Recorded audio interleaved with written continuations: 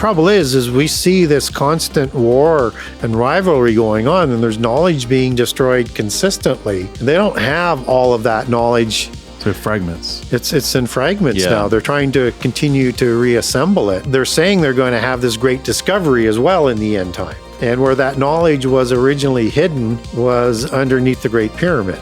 It is a history that is designed to keep us hidden and asleep, that we get hints at it. They want to use it enough to maintain power in this world, but yet they don't want you to know who they really are because we outnumber them significantly. And if we ever rose up in great numbers, we could overthrow them, and we have over time. They've created hybrid nations through the Canaanites. These are Canaanites and Amorites, mostly in Jebusites, as you're talking about in that area, and they've intermarried to create hybrids to live amongst the purebred giants.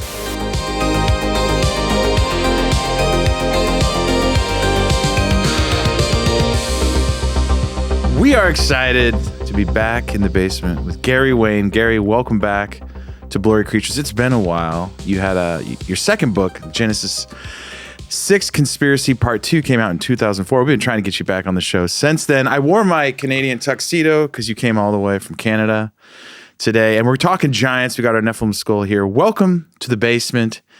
You've been there from the beginning of our podcast, and we talked about your first book, and we've talked about CERN, Beast empires and beast bloodlines. Empires and all kinds of things. So there's some previous episodes. Thrice times Gary's been on the old podcast. This is the fourth rodeo we're going to do, and we're excited to talk about giants. Yeah, we are, because since you last came on, you do have the second part of your book. It's right here. We were talking pre-roll. One of my favorite stories about the first book, Genesis 6 Conspiracy, is that Nate's grandmother at 99 read the entirety of Genesis 6 Conspiracy and called me and had some questions, to say the least.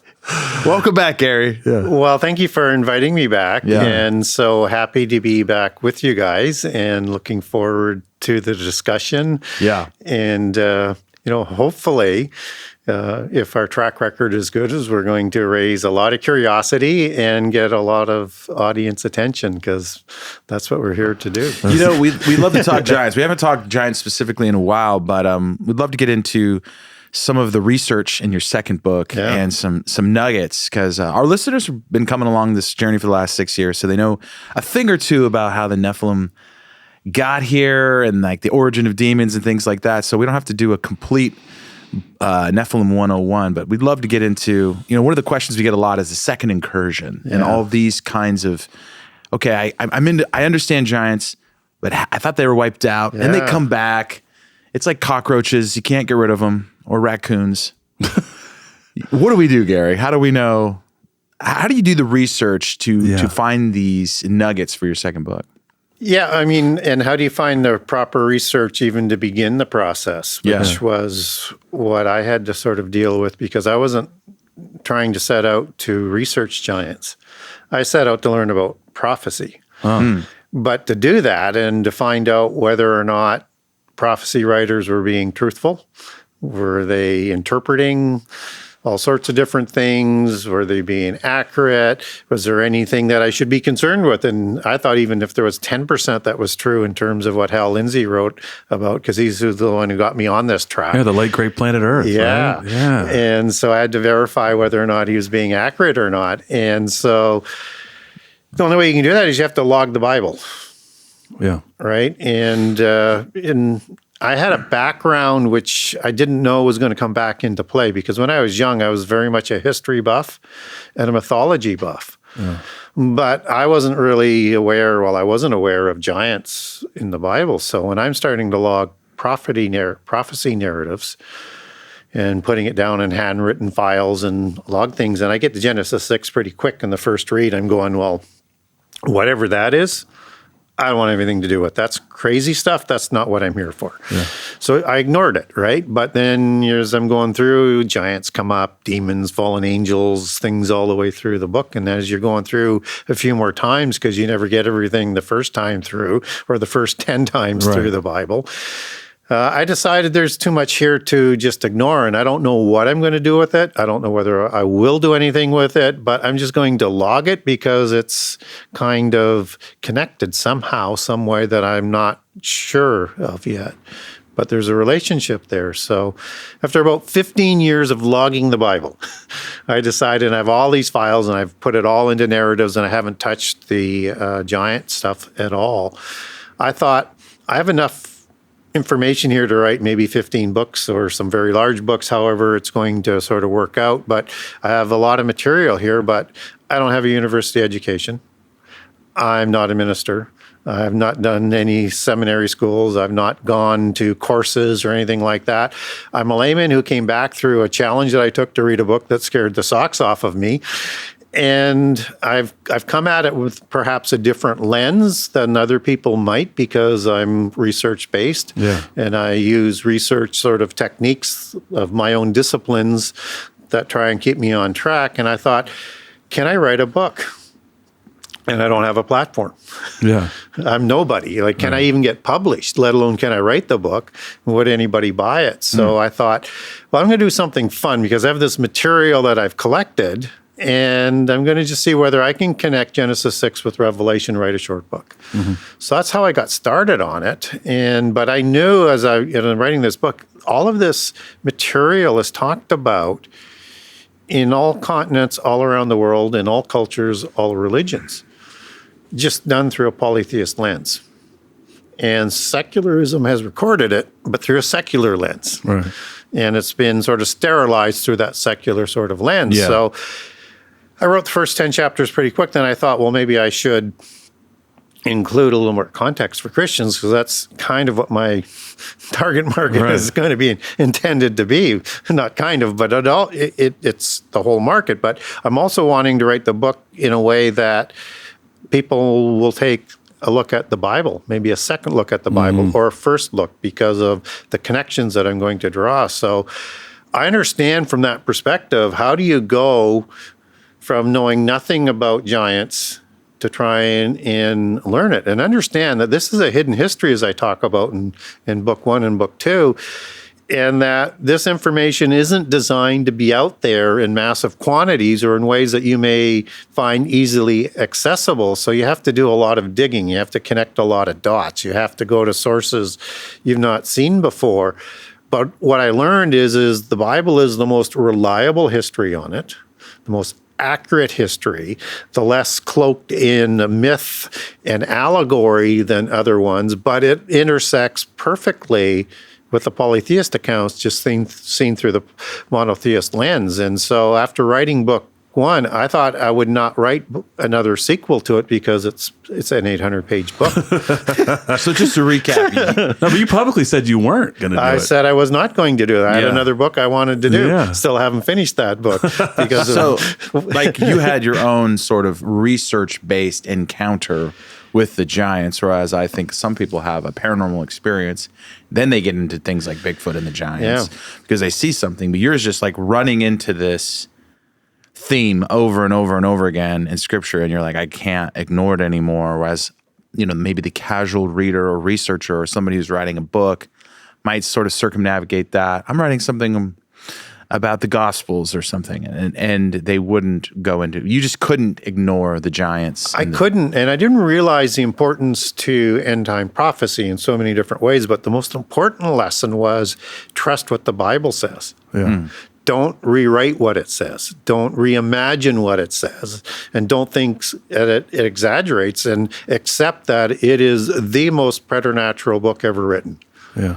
And it has a 6,000-year history for us that hints at maybe even an older history. Yeah. That is our template to understand this world. And it gives us, even though it doesn't maybe give us a lot of details, it gives us all of the information to the reference points that the polytheist world that we live in which controls the secular world, as I talk about in book 1, and how that works between what we think is secular objective science and its relationship to the 7 sacred sciences and polytheism. Even to this day it controls it, is that It is a history that is designed to keep us hidden and asleep, that we get hints at it. They want to use it enough to maintain power in this world, but yet they don't want you to know who they really are because we outnumber them significantly. And if we ever rose up in great numbers, we could overthrow them, and we have over time.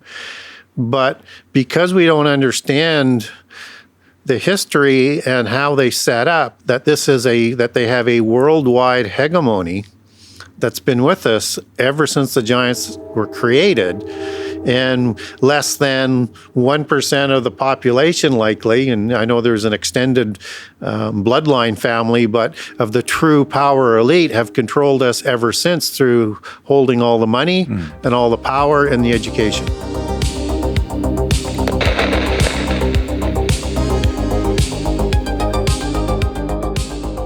Yesterday, I used Zocdoc to book a dermatologist appointment to make sure this ginger skin is perfect. It was easy. In the 80s, we played a game on Nintendo called Road Rash. Remember that? Yeah. Maybe you don't have a road rash. Maybe you've got a regular rash. You need to get that thing looked at. But you don't want to be calling up and telling everybody on the phone, listen, I've got this rash. And an easy way to do that is Zocdoc. Zocdoc is a free app and website that helps you find and book high-quality, in-network doctors so you can find someone you love. We're talking about more than 150,000 providers across 50 states. Whether you're looking for dermatology, dentistry, primary care, eye care, or one of another 200-plus specialties offered on Zocdoc, you can easily search by specialty or your symptom and build the care team that's right for you. Everything runs on reviews and apps. You just need good reviews, who can you trust, and actually knows what they're doing. And that's where Zocdoc comes in. It helps you find the right doctors, make better healthcare decisions with real data and smarter matching. So you're not just wandering through the medical wilderness, hoping you pick the right name off the list. Yeah, and you can do this fast too, right? Fast and easy. Typically within just 24 to 72 hours, you can have an appointment booked. You can even get same-day appointments. Nate, you used it yesterday to book an appointment right away. And I use Zocdoc as well, and I know you'll love it too. That's right. So stop putting off the doctor's appointments and go to Zocdoc.com/blurry to find and instantly book a doctor you love today. That's ZocDoc.com/blurry, Zocdoc.com/blurry. Thanks, Zocdoc, for sponsoring this message.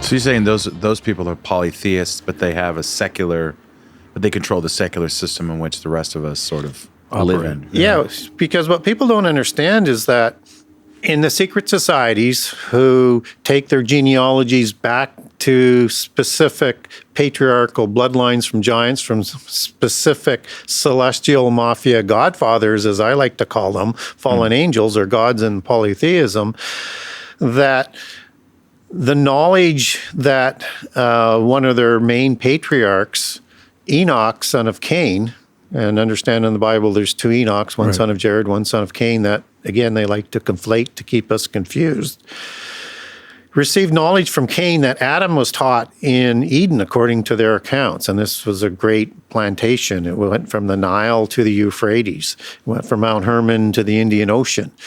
And there was orchards, there was crops of many types, there was domesticated animals, and there's one individual and one wife created for him afterwards to give him some help. This is a massive agricultural project in the beginning of agriculture in the civilized world that is going to require some knowledge that Adam is going to need to run. And according to the polytheists, Adam is taught this knowledge, and it's passed on to Enoch. And Cain goes to Nod in the Bible, finds a wife that we're not told of where she comes from, it builds a city for people we don't know who for. And first son is Enoch, and he names the city Hanok, which is just a transliteration of Enoch.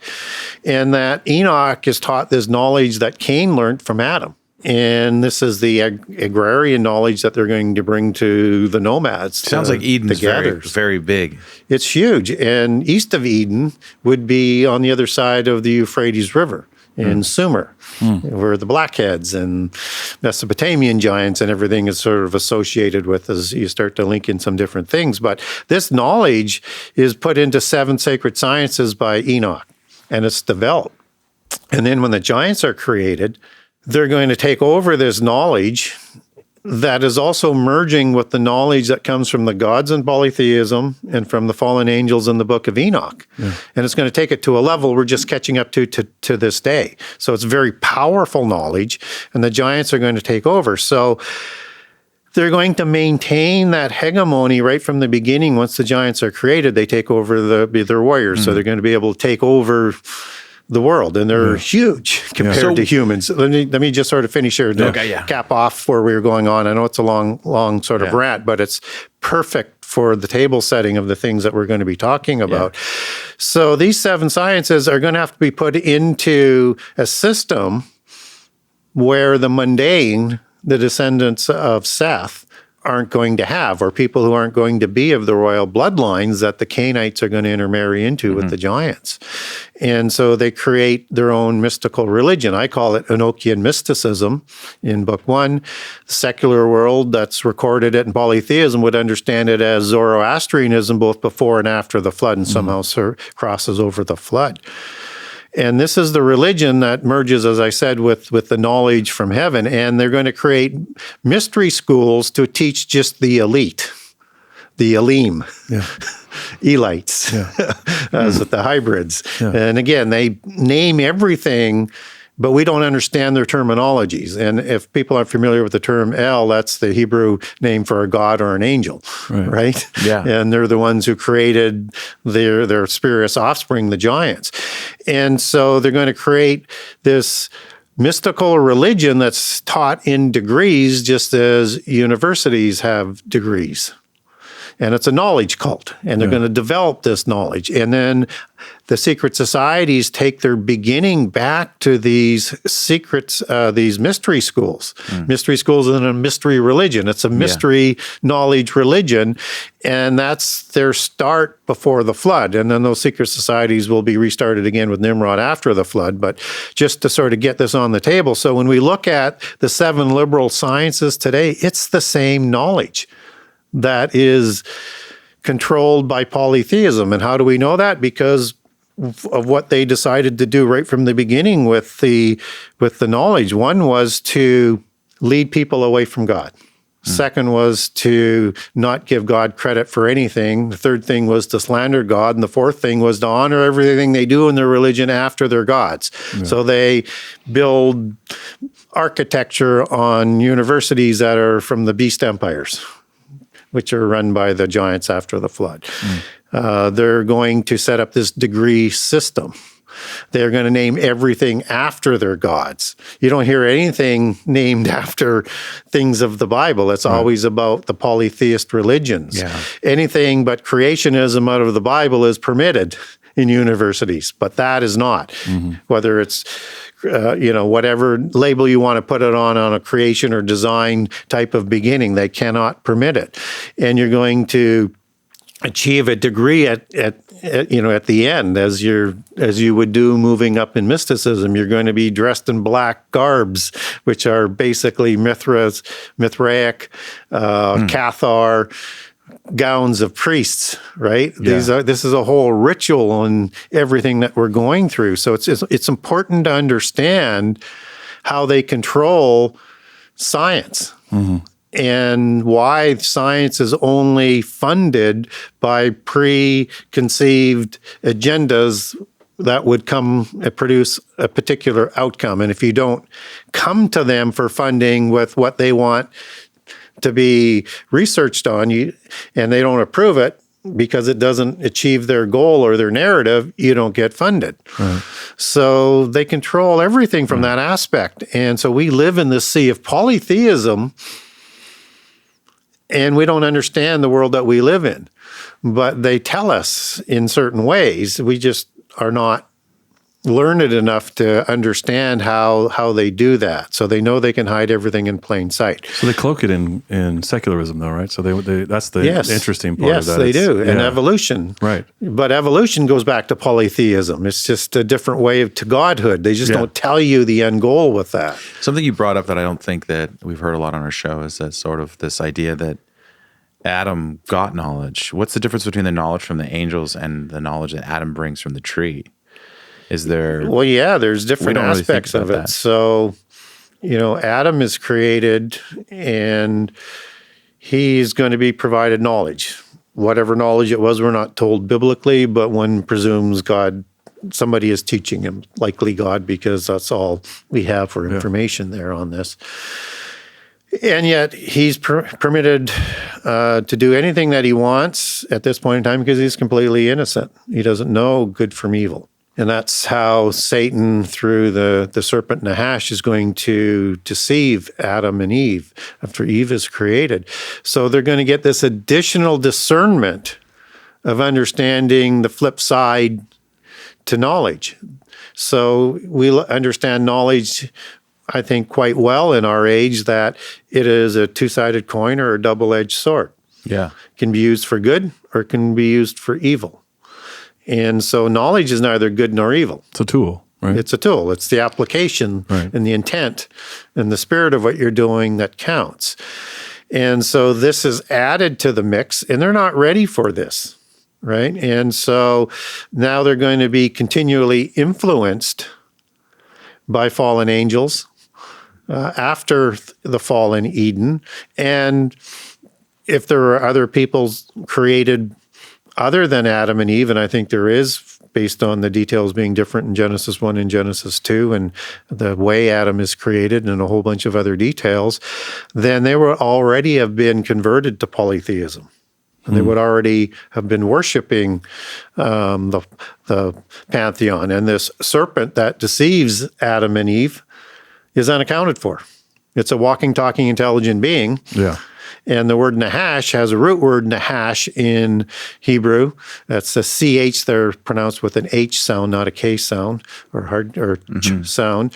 And it goes back to the nahash word as a source that carries forward some of the meanings that as a necromancer, enchanter, sorcerer, wizard, a priest of polytheism, as we would understand that today, is the one that is deceiving with the help of Satan, Adam and Eve. And if people think it's Satan, well, biblically, you can't really get there, and you can't ignore some of the details unless you do that by ignoring the details or using an allegorical interpretation. Ezekiel 28 says that Satan was in Eden, but he was the anointed cherubim when he was in Eden, not in his seraphic form. I'm not saying he doesn't have a seraphic form, because he does, as a seraphim would, but in Eden, the Bible says he is a cherubim, and the book of Enoch records that angel as Gadrael, meaning wall of God. So this is probably his cherubic name versus the mystical Judaic aspect would say Satan's seraphic name or seraphim, serpent, dragon name would be Samael. And so Halel would be another name for him as part of the morning star order, as in Isaiah 14:12, Halel ben Shakar. And it should be translated as Halel, not Lucifer, or morning star, or some of the other different day stars, some of the different translations.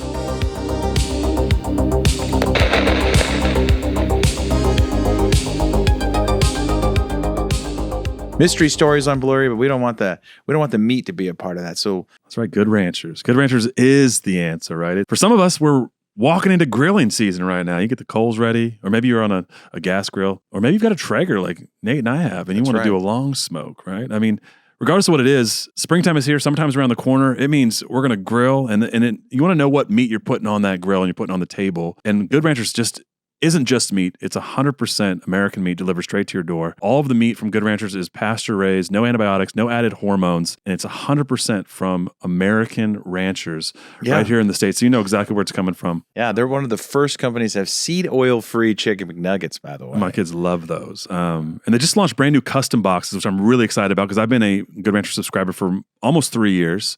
So I love what these guys do. I know the owners, they're amazing people, but now I can really pick my custom box. And my favorite thing they do are the Wagyu burgers and the bone-in ribeye.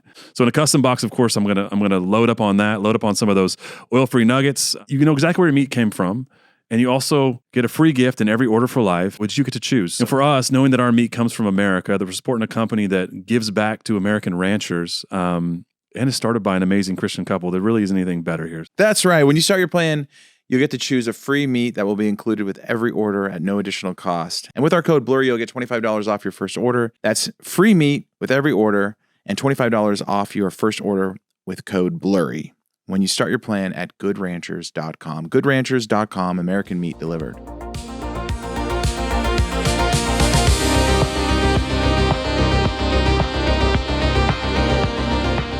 So, yeah, we have this unaccounted for polytheism that's in place with no detail. Mm-hmm. And why do you think there's no detail? Because it was likely understood at one time that there was more going on, and this is likely a recreation of the Adamite line that is created, as I talk about in Book 2, for the resolution to the angelic rebellion. They're created for a special purpose down the road, which is why Jehovah of the Elohim is going to have, which is Lord God, as you get that in the KJV Bible, is going to have an intimate relationship from the time he creates them right through to becoming the Word made flesh. Yeah. Right? So there's a plan that's in place for the angelic rebellion, and we're that resolution. So once you start to understand these pieces, you know there's a heck of a lot more going on. Yeah. And when people say, well, how do you get there if there was no sin in the world until Adam violated the one law that he was given, not to eat from it? Well, because the book of Romans tells us that when there's no law, there's no consequence.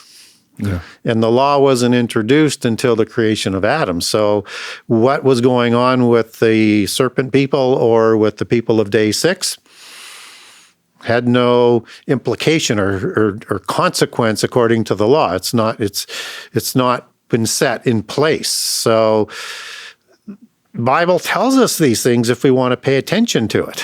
Mm-hmm. But it's hard to connect the dots because the churches don't teach us about prehistory and they don't teach us about prophecy. But it's important understanding to help to try and understand what happened in the ancient world, because nothing is new under the sun. Right. What was will be again, as Ecclesiastic 1 talks about. And as you move on with that passage, it's going to say the understanding of this wisdom only brings grief and sorrow. Mm-hmm. So what's happened before is going to happen again, and that's why it's so important. It's like the days of Noah, right? That's what Jesus says. It's exactly why he uses that line. Yeah. What do you think's going on around Eden at that time then? Because we just did an episode with Ryan Peterson about the gap theory, and lots of commotion and bustling about. And people really don't like it either. Yeah, they don't like it. And I don't blame them, because we're taught from childhood the standard dogma from the churches. Right. But then they don't answer the questions you might have about it. Right. Where are all these people? Why are there cities when Cain gets booted out? Yeah, and if you pursue on the questions, ask you to leave the church. Yeah. Right? And so when you look at the Hebrew, you can answer a lot of questions versus the translation into English. But I'm not here to trash the translators, because Hebrew words and Greek words can be translated in multiple words and definitions, and you have to choose the correct translation and be consistent. The most famous translation that we have is the KJV, the King James Version Bible, and the translator said, we don't apologize for inconsistencies of our translations or out of the Hebrew or the Greek. So you don't get as consistent a translation as what you might like, but they might have been trying to show us there's a couple different ways to understand this, but only the elite were educated at that time, so they couldn't read the Bible anyways. Yeah, right. And they wouldn't have known Hebrew, let alone Latin or Greek or anything else. Right. So understand that when we look at Genesis 1:2, there's a couple interesting words that begin it after God created the heaven and the earth. It basically says that the earth was void and without form, or formless, depending what translation that you're talking about. And it's that Hebrew word was, that's the kicker. And that's the Hebrew word hava. And it can mean was. It can mean is. It can mean became. It's the root word for Jehovah or Yahweh. It's the source word. And he's I am. So you can see sort of the application. And he's the Alpha Omega. So it could be all of it, right? In terms of how you understand that terms. But so if you now translated that as the earth became void and formless, and those are the Hebrew words tuhu and bohu, they mean became a destruction. Yeah. Something happened to him. And If the earth was created in Genesis 1:1 whole, it's implying something happened to it. And people say, that's why we go through this process, is because it's not.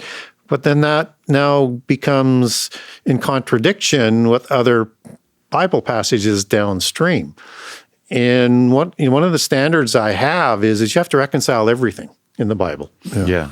Otherwise, you're missing something, and you've got to keep digging. Whether it's prophecy or something right in the first chapter, you have to reconcile the MO pattern where we get additional information added to it. How does it fit in? Yeah. Right. You can ignore it, go on faith, but somebody's going to find a key to crack your faith and wedge a way in if you're not careful because you don't understand enough. So I'm a contrarian, so I want to know. You get a passage like Isaiah 45, where it says God doesn't create anything in vain. He creates everything to be lived in.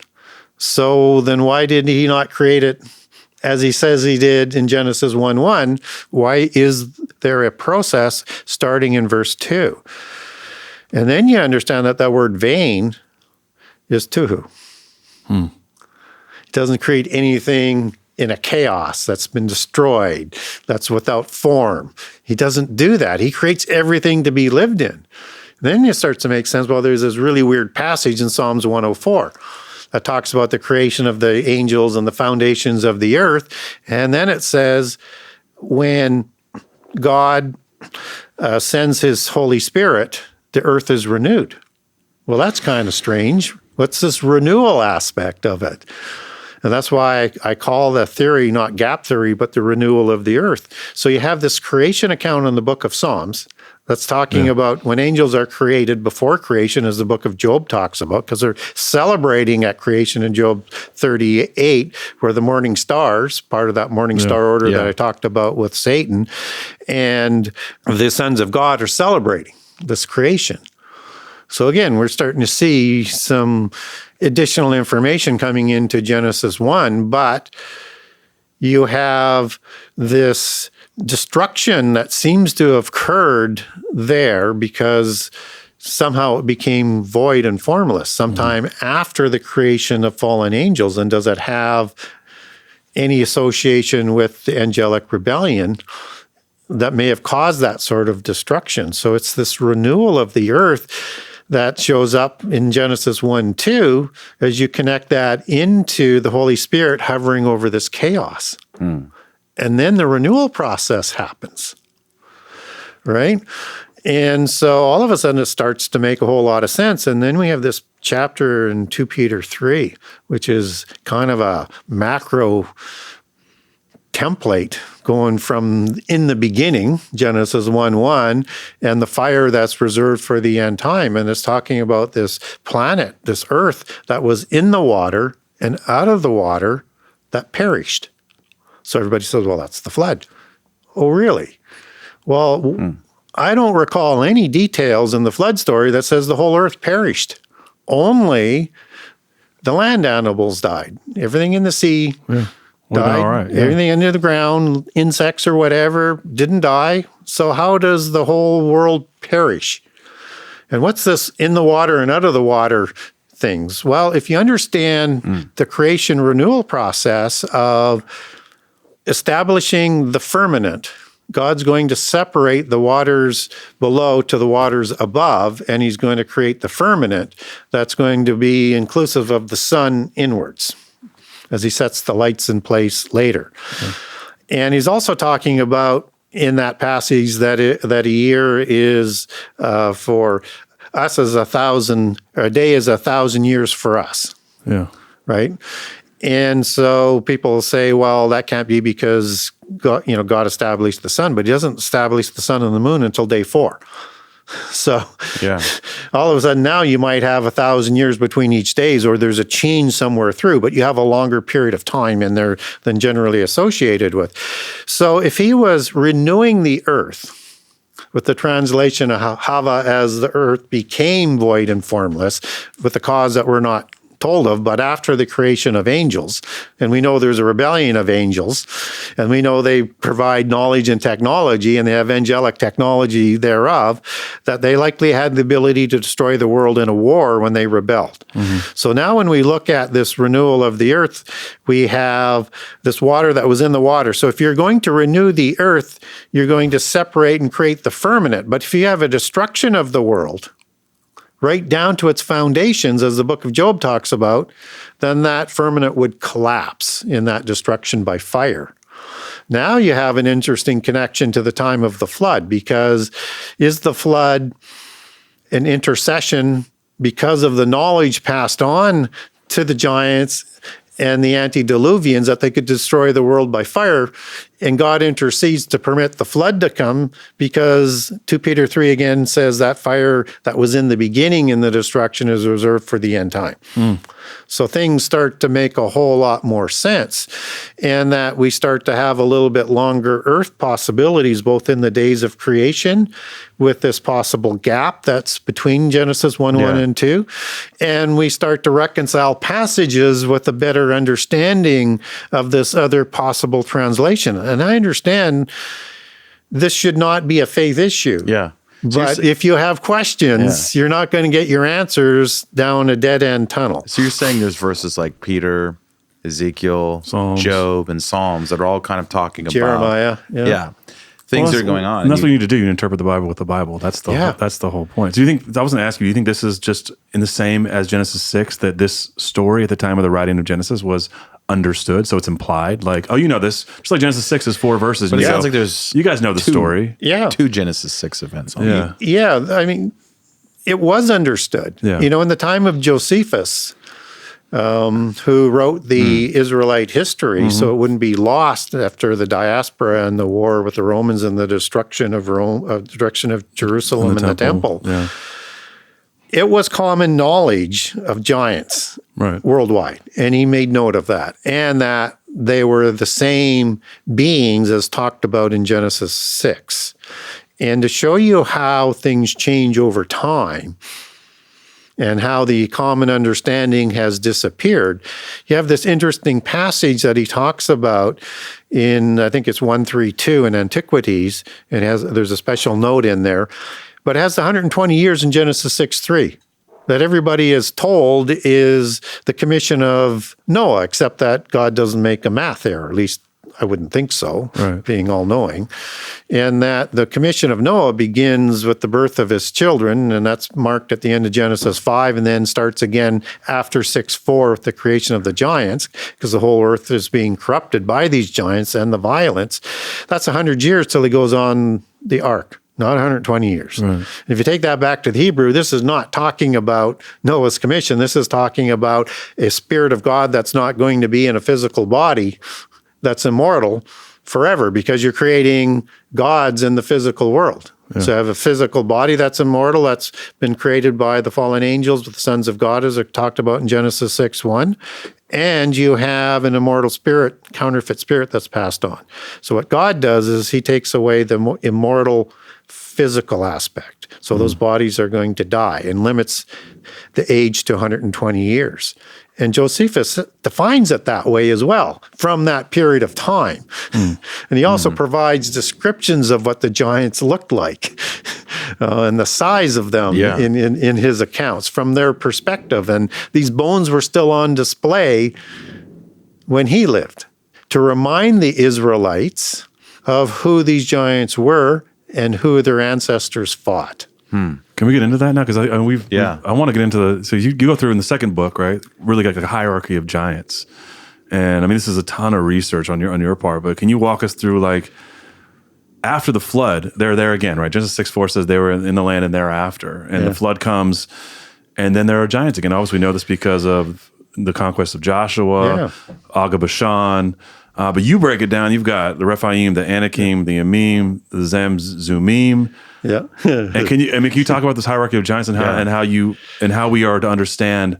So where do you want to begin with this? Just with how giants survived the flood Sure. make that sort of case? Yeah, Because it's a big question that you just It's a huge asked. question, right? Because you have second incursion, you've got bloodlines on the ark, you've got... And for a second there, you almost made it sound like there were giants outside of Eden as well. I didn't know if that was something you thought. No, if I inferred that there were giants outside of Eden at that time. The blackheads or out east of Eden? What? I didn't know what you said. Yeah, so no, I wasn't referring to giants with that. Okay. So what I would look at and what I talk about in book 1 is when we talk about the blackheads, these are humans that were called blackheads because they had black hair. Okay. Right. Now there is a relationship that I start to make with blackheads and black hair of giants with a special strain, but that's after the flood when I start to talk about that in book 2. Giants, Genesis 6, that's the beginning of giants. Yeah, yes, biblically that's what we get. Nothing before. Sure. And in polytheism, they'll say giants were created before that. There's a few different strains, but biblically we don't get that. Right. So we're going to go with the Bible. Well, where I can't find something biblically, I may keep that in mind for context or for understanding of what the polytheists are talking about, but I rely on the Bible. Yeah. So when we talk about giants and how they could survive the flood, or are they recreated? Those are basically the two ways, and there's basically 3 buckets. The bucket that I least like is somehow on the ark in terms of with the wives or with the wife of Ham, right? That's and in book 1, I cover off a number of different ways in terms of polytheists will say the wives were giants, or they had genes of the giants, or they will talk about Ham being a giant, or all the sons being giants, or everybody. They have so many different... Noah's a giant. The polytheists think this. Yes. Really? Yes. I didn't know that. They have many different variants. And some of them even say that Og, this comes out of Judaic mythology or history, that Og was a stowaway on the flood. Yeah, that's the book of giants, where they held onto the side of the ark. Yeah. And in the last Noah, they had not Og, but Tubal-Cain. Yeah.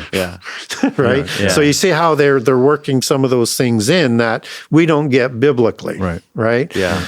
But again, they're also trying to address how do we So that was the polytheist version of Noah. Yeah. Okay. Yeah. Because a lot of Christians didn't like that movie. Well, why would you? What was there to like about it? Well, maybe the bad guys are the good guys. It was done. Subversion. It wasn't cheesy, which I think people appreciated. It was made like a Hollywood movie, which they had dynamic characters but you were just confused. But there were elements of like the Watchers. And in their vision in terms of what was done with them and how they were punished and all sorts of different things and how they helped build the ark and all sorts of strange things. But that should tell us that they take their history back. Sure. Right? To the same events, just seen through a polytheist lens as they record it. That's part of what they're doing, is keeping their history sort of alive. So if you look at the gene aspect, which again, a lot of Christians like. I don't like it either. I like that. I think it's really complicated because you have to carry the different races of humans across the flood and now mix that in with different kinds of giants, and I'll have them sort of all appear again after through the wives or however many people you think have the genes. Right. So to me, that's really stretches the scientific capability without some sort of preternatural intervention to make that happen for all of those groups. And then the people say, well, and it shows up through the Canaanite line that way. I get there in a different way through the Canaanite line, but not through the wives and genes. I look at the genes of the wives perhaps being the 4 races of day 6. Okay. Right? Or 3 races and maybe additional race of the Adamites. And that makes everything fine as you come down through Noah from Eve as the mother of all creation, right? Through the sons. Right. So you have a direct logical sort of path for what Scripture is talking about. But I leave that crack open because what we don't have after the flood is a 6:4 passage for a second incursion. So the second bucket, which I am open to, I leave a little larger crack open to, because we don't have that smoking gun passage after the flood, is somehow on the ark with the help of angels, or let's just call it somehow with the help of angels. So angels provide another ark, as a Deucalion and Prometheus, who's son of Prometheus. So he's a giant, right? Not a human. Yeah. Or with Utnapishtim in the Epic of Gilgamesh story and all of his family, but they're 2/3 God, 1/3 human, and all created from gods and humans. And so they're demigods, they're giants. So again, not a human one. So angels with their technology or help could have provided other arks or taken them off the world in clouds or in technological ark ships or somehow in the earth somehow with underground cities or whatever, or in another dimension, or somehow, some way they could have done that. And I'm fine with that because God is Alpha Omega. He knew when he created all of the angels, everything they were going to do. So he knew they were going to do all of this, but he lets it play out through free choice. But let me get through the different scenarios here, because when I talk, I create so many questions in people's heads. I get that. But just for the audience, so that we get through this sort of part of how they might show up after. So I leave that open from a legal perspective and understanding Genesis 6 and Genesis 7. So if I got the passages right, it's Genesis 6:7 and 7:4. Where it says in those two passages is that God was going to destroy everything he created. He didn't create the giants. The fallen angels did with humans. It was illegal against the laws of creation and other violations against the Holy Spirit that they did to do that, and thus were punished accordingly for doing that. But we have this legal argument that they could have survived by the help of fallen angels, as the polytheists account for. Like their fathers, basically, right? Yeah. So we have to leave a crack open, because a legalistic approach to those two passages would suggest that that might be the case. I lean heavily towards a second incursion because I can use New Testament passages to get there and Old Testament passages to get there. But I don't have the smoking gun verse. Right. But what we do get in Genesis 6:4 is that the sons of God went to the daughters of men and did so again. And you take that back to the Hebrew, in like manner, to create these giants, which were the mighty men of old. So does that mean again after the flood? Does it mean again after the original incursion before the flood and many times? Or does it mean both? So it's not perfectly clear, but it does leave open the door for a second incursion. And we get so many passages of the Raphaim, the Anakim, the Makathim, the Avim, the Casualhim, and so many different names and tribes that people have never associated with giants because we're not taught these things in the church, but they show up after the Bible. They don't have any patriarchs in the Table of Nations, which is how the gene thing sort of comes in. Right. But if we look at Jude 1:6, it takes us into the crimes of the fallen angels at the time of the flood and equates it with the same crimes going on at Sodom and Gomorrah. And they're doing so with crimes with doing things with strange flesh, which is a different kind or a different species of these sexual violations. So there's a relationship to the same things that the fallen angels did before the flood that's happening after the flood. And you get the same type of language being used in 2 Peter as well, in 2 Peter 2, in the accounts of the crimes that happened in the time of Sodom and in the times of the flood. So we get an inference there that these giants are possibly recreated again after the flood and at Sodom and Gomorrah. And what's interesting is in the Gnostic accounts, polytheist accounts, they look at these giants as first being planted at Gomorrah before the flood and then at Sodom after the flood. So again, we can't use that because it's not biblical, but there's a polytheist account that would suggest there's a relationship here, talking about it from a polytheist lens and a monotheist lens. That's the only reason why I sort of bring that up. So when we look at the 70 nations after the flood, they have 70 patriarchs in Genesis 10 and 1 Chronicles. So what we don't get is Rafa.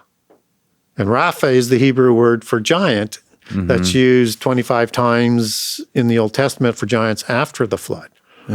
And Rafa is the patriarch for the Raphaim tribe. People will say, well, what are you talking about? I've never heard of a Raphaim giant tribe. Well, Genesis 14 has the Raphaim tribe that lived in the Mount Hermon region where giants were created, right? And we also get it in Genesis 15, in the mighty 7 and the mighty 10 nations that occupy the land of the covenant, Eden, that is going to be given to Abraham. Right? Because he's the inheritor through that genealogical line back to Adam. And the Raphaim are in that land. Yeah. And then there are other nations in there like the Perazim, as I call them. Perizzites, as they're regarded. They don't have a patriarch in the Table of Nations. You have the triple K that I talk about. The Kenites, the Kenizzites, and the Cadmonites. They do not have a patriarch in the Table of Nations. They are unaccounted for. And where we get the connection that maybe we better pay attention to the patriarchal name is with the Anakim giants that are one of the tribe of giants with the famous kings of Talmai, Sheshai, and Ahiman. In the scout report of the 10 scouts that went into the land of the covenant, and you have Joshua and Caleb that are going to report the accurate part, and then we have the other ones that are terrified of these giants. Yeah. And they said the Anakim are the sons of giants, Nephilim. Well, they're not Nephilim, even though it's used twice there. That's the only 3 times you get giant for Nephilim in the Bible is Genesis 6:4, Numbers 13:33.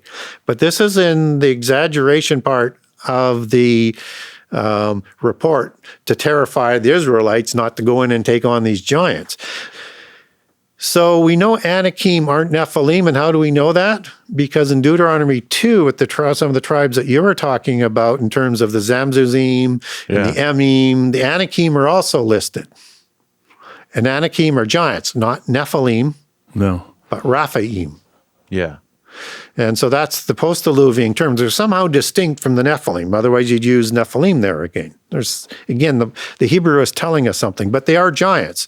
And they're called giants in Deuteronomy 2. What do you think the difference is? I think they're smaller. Okay. I think it's the second incursion after the flood. I think there's more restrictions that are put on after the flood. Yeah. And I don't think they have as many gifts. And they also have a fertility issue that shows up after the flood, which is why they're going to have to intermarry. So as we look at this, now we can take that patriarch that were provided in the Bible for the Anakim giants.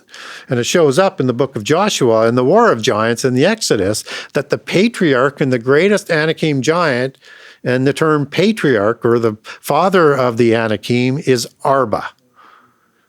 As in Kiriath Arba, the name of his city that they're talking about in the report of the scouts that we would know today as Hebron, because the name changes. Kiriath Arba means city of Arba.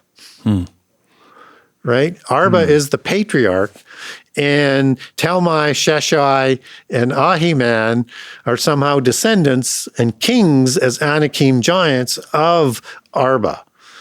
And Arba means 4, so it could mean he's the 4th giant created after the flood, or there's 4 sons, or there's 4 of them. We don't know at this point in time, but it's an important name. So when we look at Arba, does that show up in the Table of Nations? It does not. Now, there's another oddity, and I document all of this in book 2 as I go deep into the Bible, unlike anybody else has, I think, and is rather eye-opening with all the information that's there for us. As we look at the other anomalies in the Table of Nations is with the Canaanites. And again, why the gene theory is sort of linked in.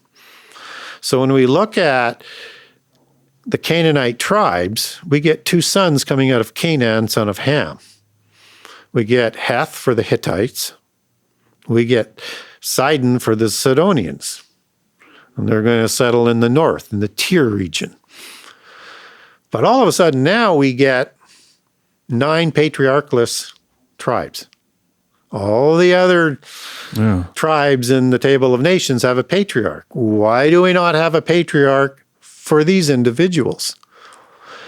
And when you take the word family as they're described, back to it, it's start to open your eyes. It means basically a different species, a different kind. There's something distinct about these, but there's no patriarch. What we learn from this, and me connecting the dots, is that Raphaim or giant patriarchs are not in the Table of Nations. Only those lineages back to Noah. And these 9 are there because they're going to somehow come out of Canaan, Heth, and Sidon. How? Through their daughters marrying Raphaim, who were created sometime after the flood or somehow survived the flood. I lean towards a second incursion here. Yeah. So Canaan, he receives the curse of Ham. Not Ham and the other descendants, only Canaan. He doesn't move to Africa where their land has been allotted like the rest of the Hamites. He settles into the covenant land, probably because he's going to intermarry with the Aboriginals, which are the giants, which aren't accounted for that are there, and no Table of Nations. And he's going to supply the daughters, probably even at the time of Babel, because the curse happens right after the ark landing on Mount Ararat, which is curse in Hebrew. Yeah. This is the mountain of the curse of Ham. And so he's going to become a bondsman or a slave or subservient to his brothers and other peoples. And he's seemingly by his actions are saying, I'm not going to accept that. But I can now create hybrid giants or create new giants and then hybrid giants. And we're going to create this awesome nation of hybrids in the covenant land. And we're going to be big enough and strong enough not to be subservient. And so he moves there. Now we have a plausible line here that's completely biblical to what's going on here. But the Bible helps us understand this in Genesis 36. That is included in the Table of Nations as an extension thereof in 1 Chronicles, but not in Genesis 36. So we should understand that, I think, that this helps us understand additional peoples that's going on early before the flood. And we're learning about the Dukes of Seir. Seir is a Horim giant, defined as such in Deuteronomy 2. And the Edomites, descendants of Esau, who loses his blessings to Isaac because Isaac steals his birthright and his blessings and the Messianic promise that comes with it, he's going to have a grudge. He eventually, biblically, forgives the crimes against him, but Jacob is still going to inherit all of these things, right? So it's done, right? Yeah. So what he does is he goes and he intermarries with somebody named Aholibama. Well, who's that? Well, we read in the Bible, she's a Horim. She's a purebred giant that he's going to intermarry with. And his son Eliphaz is going to marry Timnah, daughter of Seir, another pureblood. And they're going to create a new dynasty. And as I talk about in book 2, they use, because there's this fertility issue that's going to show up through the lack of producing females, they're going to have to reproduce with humans or go extinct, the giants. And so they pass on their genetics and their Rh negative bloodline through the female dynasty, through the female matriarchal bloodline. Yeah. So they establish these new hybrid, smaller than giants, but larger than humans that was also talked about in the Scout report, where you have Canaanites, Amalekites, Amorites. They're taller than the Israelites, but they're distinct from the giants. Yeah. So, and I think you had a post out on your Facebook about the Shazu, the Shozu, as I think is you said in there. These comes out of the execration texts. One particular aspect about the scribe, but they were 7 to 9 feet tall, and they lived amongst the Anakim. Giants. So these are the hybrids that are smaller than the actual giants, which are going to be larger than 9 feet by implication. And this is like Goliath and his brothers as well of Gath. They're all sons of a specific giant, Rafa. Right. Okay. And a Raph, as Josephus names him. And so Goliath is 6 cubits and a span biblically, and king of Gath, which would be 21 inches, that would make him 11 feet 3 inches and stout. We can talk about some of those other details down the road, but understand. Yeah. Big guy. Big guy, more than 9 feet. Here, I had a question. Like, so you talked about patriarchs real quick. Does this can this correlate to Deuteronomy 32, where you have the nations allotted to the Elohim and they rebelled? Yes. Could these be the fathers of? Yes. Okay. Let me. I'll come back to that. I'll come back to that in a. Well, you said some other stuff about Sodom too. Is it okay to ask questions about that or no? Yes, we can. But just sort of let me finish here. So this is helping us to understand the nations that are going to show up. Right, because we also have Hivim that shows up there. They don't. None of Horim and Hivim aren't in the table of nations. We don't get a patriarch for the Casualhim. We don't get a patriarch for the Caphtorim. We don't get a patriarch for the Avim or the Emim and any other ones I won't go in to name at this point because there's so many of them. Back to the table of nations, right? So the consistency is nations that derive from giants, as giant nations aren't listed, but ones of the original patriarchs out of the Noahites, some of them are listed. And so when we look at Amorite and Jebusite that don't have a patriarch, what's interesting about those names, they go back to a singular name, as in Emory, as opposed to Amorite or Amorim, as it would be if it was a purebred giant, and Yebus.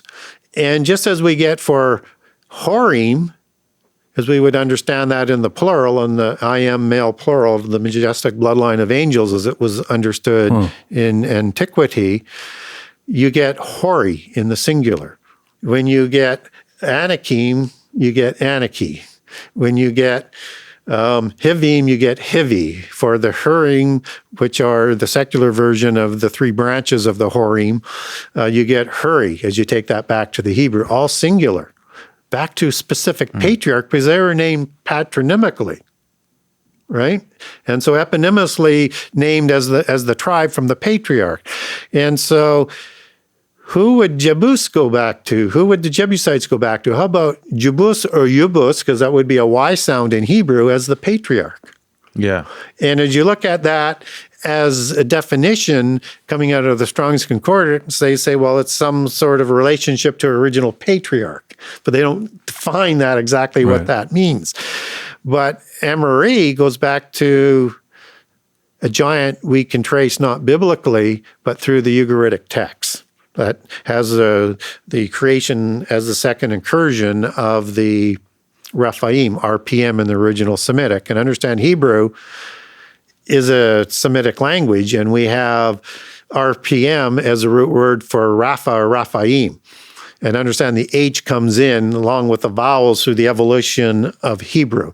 So the original Hebrew for the RPM, it would be like NPL for Nephilim or Nephilim, as you get that H in there as well, right? So these Baalim, council of gods that we get in the Bible, people don't understand that as Baal in the plural, the Baalim.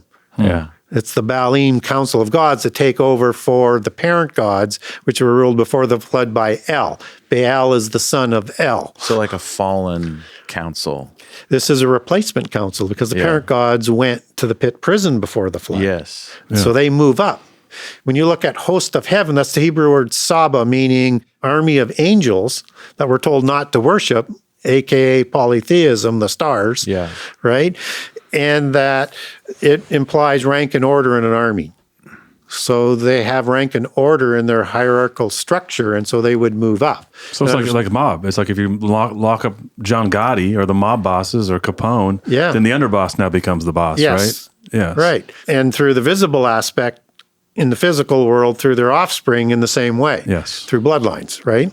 Like a mafia godfather. Yeah. Yeah. So, still calling the shots from prison. Okay, so I got 2 points here. I haven't finished off here yet. I'll try and sort of, I know. Try not to lose it. Yeah, so because it's all really, really good stuff. And if I just sort of get back to it.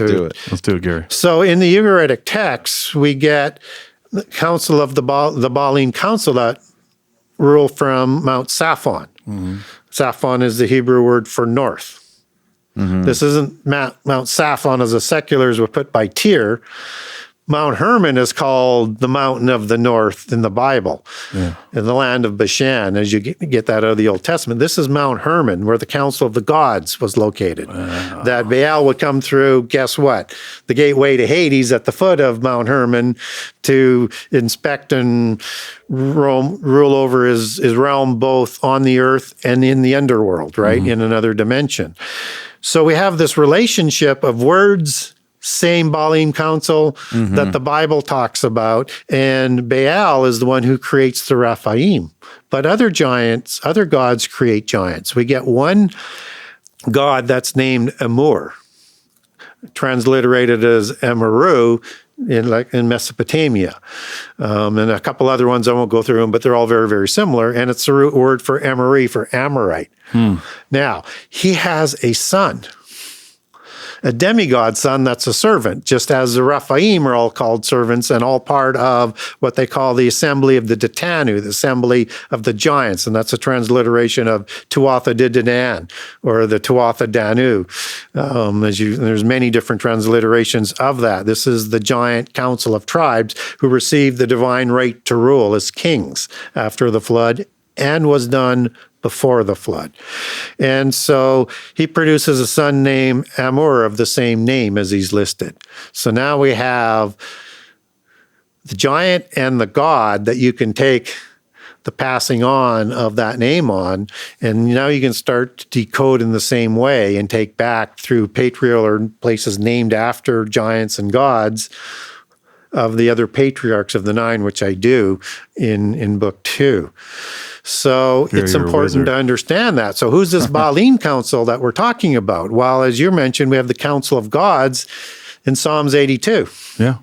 And these council of gods rule over the nations of the earth. How do we know that? That's Deuteronomy 32 that you were talking about. What's interesting in Deuteronomy 32, we get a few different translations of this, of the 70 nations as counted by the sons of Jacob in Exodus 1:5, which was 70 sons born in Egypt, as the sons of Israel that we get in the Masoretic text in the King James Version Bible. And so these 70 nations are numbered by the sons in Exodus 1:5 and the Table of Nations in 1 Chronicles and in Genesis 10, and Adam is included in here somehow, some way, and Israel has not been created before the flood or at the time of the patriarchs that's downstream through Abraham, right? So it's kind of out of place there in terms of how people would understand that, but they're somehow related. I think more prophetically, I'll come to that in a second. Yeah. So these are 70 nations, and we have the Council of Gods who rule over the whole earth, and God's land is the land of Eden that he gifts to Israel, right? So these gods rule over all of the lands of the earth except for when they send the giants in there to squat on that land. Yeah. And so when we look at other translations, though, in Deuteronomy 32:8, as I recall, is the passage, or it might be verse 10. But those sons of Israel are translated in the Septuagint as the sons of angels. Or in the Aramaic versions out of the Dead Sea Scrolls, the sons of God, which are what we have in Genesis 6 for the creation of the giants. Job. We have Job in 38:4-7, sons of God celebrating with the morning stars at the time of creation. And the sons of the Most High, basically it's not been Ha Elohim, it's been Ha El Elyon there. But it's the same terminology of these sons of God that you could translate there as angels. So people are saying, well, that just proves the Bible is in contradiction. Well, no, it's not. We just don't have the proper understanding. All translations are actually correct. So Jacob has his name changed to Israel.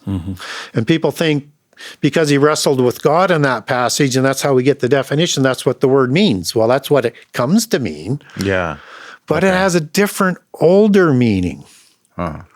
And so we have a compound word here, Israel. And we're not told what those two words mean separately. Well, we know what El stands for. Yeah. A God the god, or an angel. And Sarah is the first part of the compound word.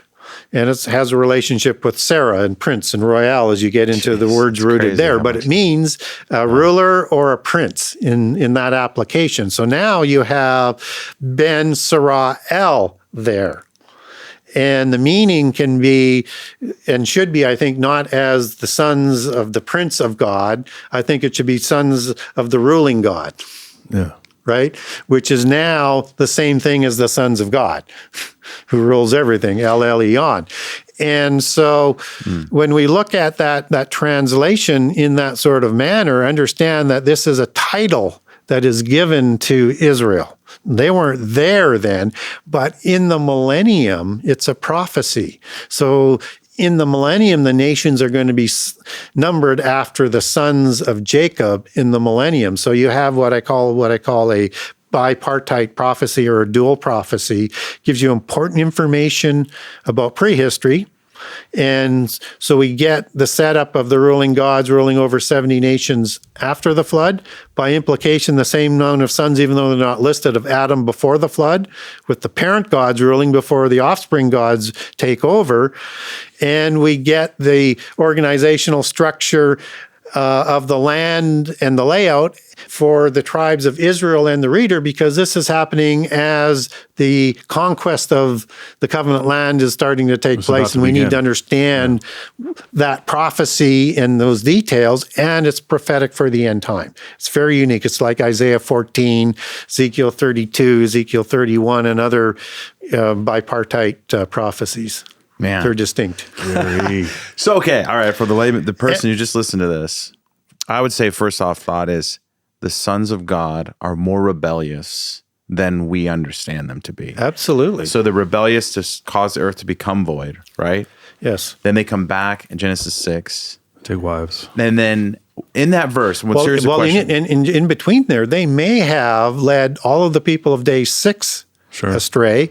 And the unaccounted for Nahash, which could have been created 1,000 years before Adam and Eve, because he's the beast of the field, right? I mean, before the people of day 6. Adam and Eve, we don't know when they might be created because there's no day 8, and the details don't line up with Genesis 1. They're in contradiction. So the only way you reconcile that is that there's likely 2 different creations. But the Nahash would have had 1,000 years to be corrupted before the people of day 6 are created, and would have been the preferred species and had a motive as priests of the pantheon to deceive Adam and Eve.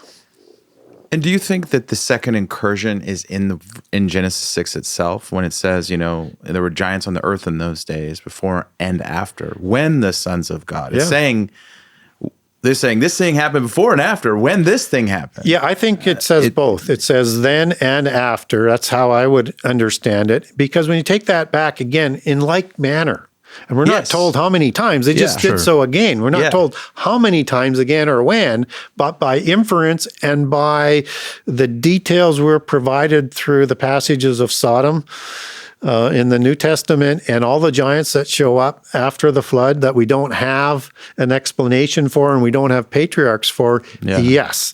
And that's why, for me, it fits biblically, even though I don't have that smoking gun passage that it happened at Sodom or Gomorrah.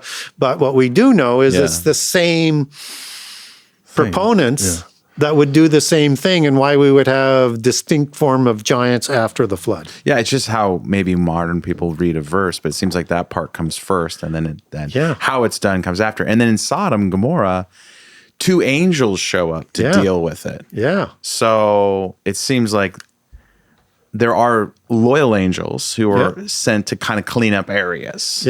Seems to be, right? So what's interesting about that passage, because it opens up a whole plethora of questions, is that we have 2 angels that show up with Jehovah of the Elohim in a physical form. Yeah. At first, they're not recognized by Abraham. But then he recognizes that it's Jehovah of the Elohim, and it's 2 angels. And they're physically interacting. Yeah. Eating, talking, drinking, touching, right? So they have a physical body. And Christians say, well, spirits can't create DNA because they're spirit beings. But somehow they can create a body. Well, it pulls the guy through the door. They pull them through the door, so they have arms. Yeah. They're going to sleep in the courtyard. Yeah. And the men in the town are trying to rape them. So. And they're negotiating with each other. And then Christians will say, well, but that's the Old Testament, so you don't have a New Testament passage. Well, yes, we do. Hebrews 13. Be nice to angels, lest you come across an angel unaware. So they can be in a physical form, look like a human, and you don't have to recognize them. Exact same scenario that happens at Sodom. But they can also make themselves known, because as soon as they go to Sodom, they're recognized as angelic judges. Yeah. Right? Now they want to have sex with them. Entertain angels, right? So the question is do they want to have sex from a homosexual nature, as what we associate with Sodom? Or do they want to have either their daughters have sex with them, or do they fully understand, as we link in Jude 1:6 and 2 Peter 2 with that strange flesh and this disgusting conversation that's going on, do they understand that they can take a bodily form of their choice and take a female or a male form? And people say, we don't get that in the Bible. Yes, we do. We get talked about Ashtaroth. We get talked about Diana. Old Testament and New Testament examples of goddesses, which is a violation against the Holy Spirit. Okay. Because the Holy Spirit is the mother goddess at the chief goddess level. So they could have been asking them to mate with daughters, or that to change form, and that the humans could mate with them to create giants. Either way, the discussion is likely, as it relates to the crimes there, to what happened before the flood.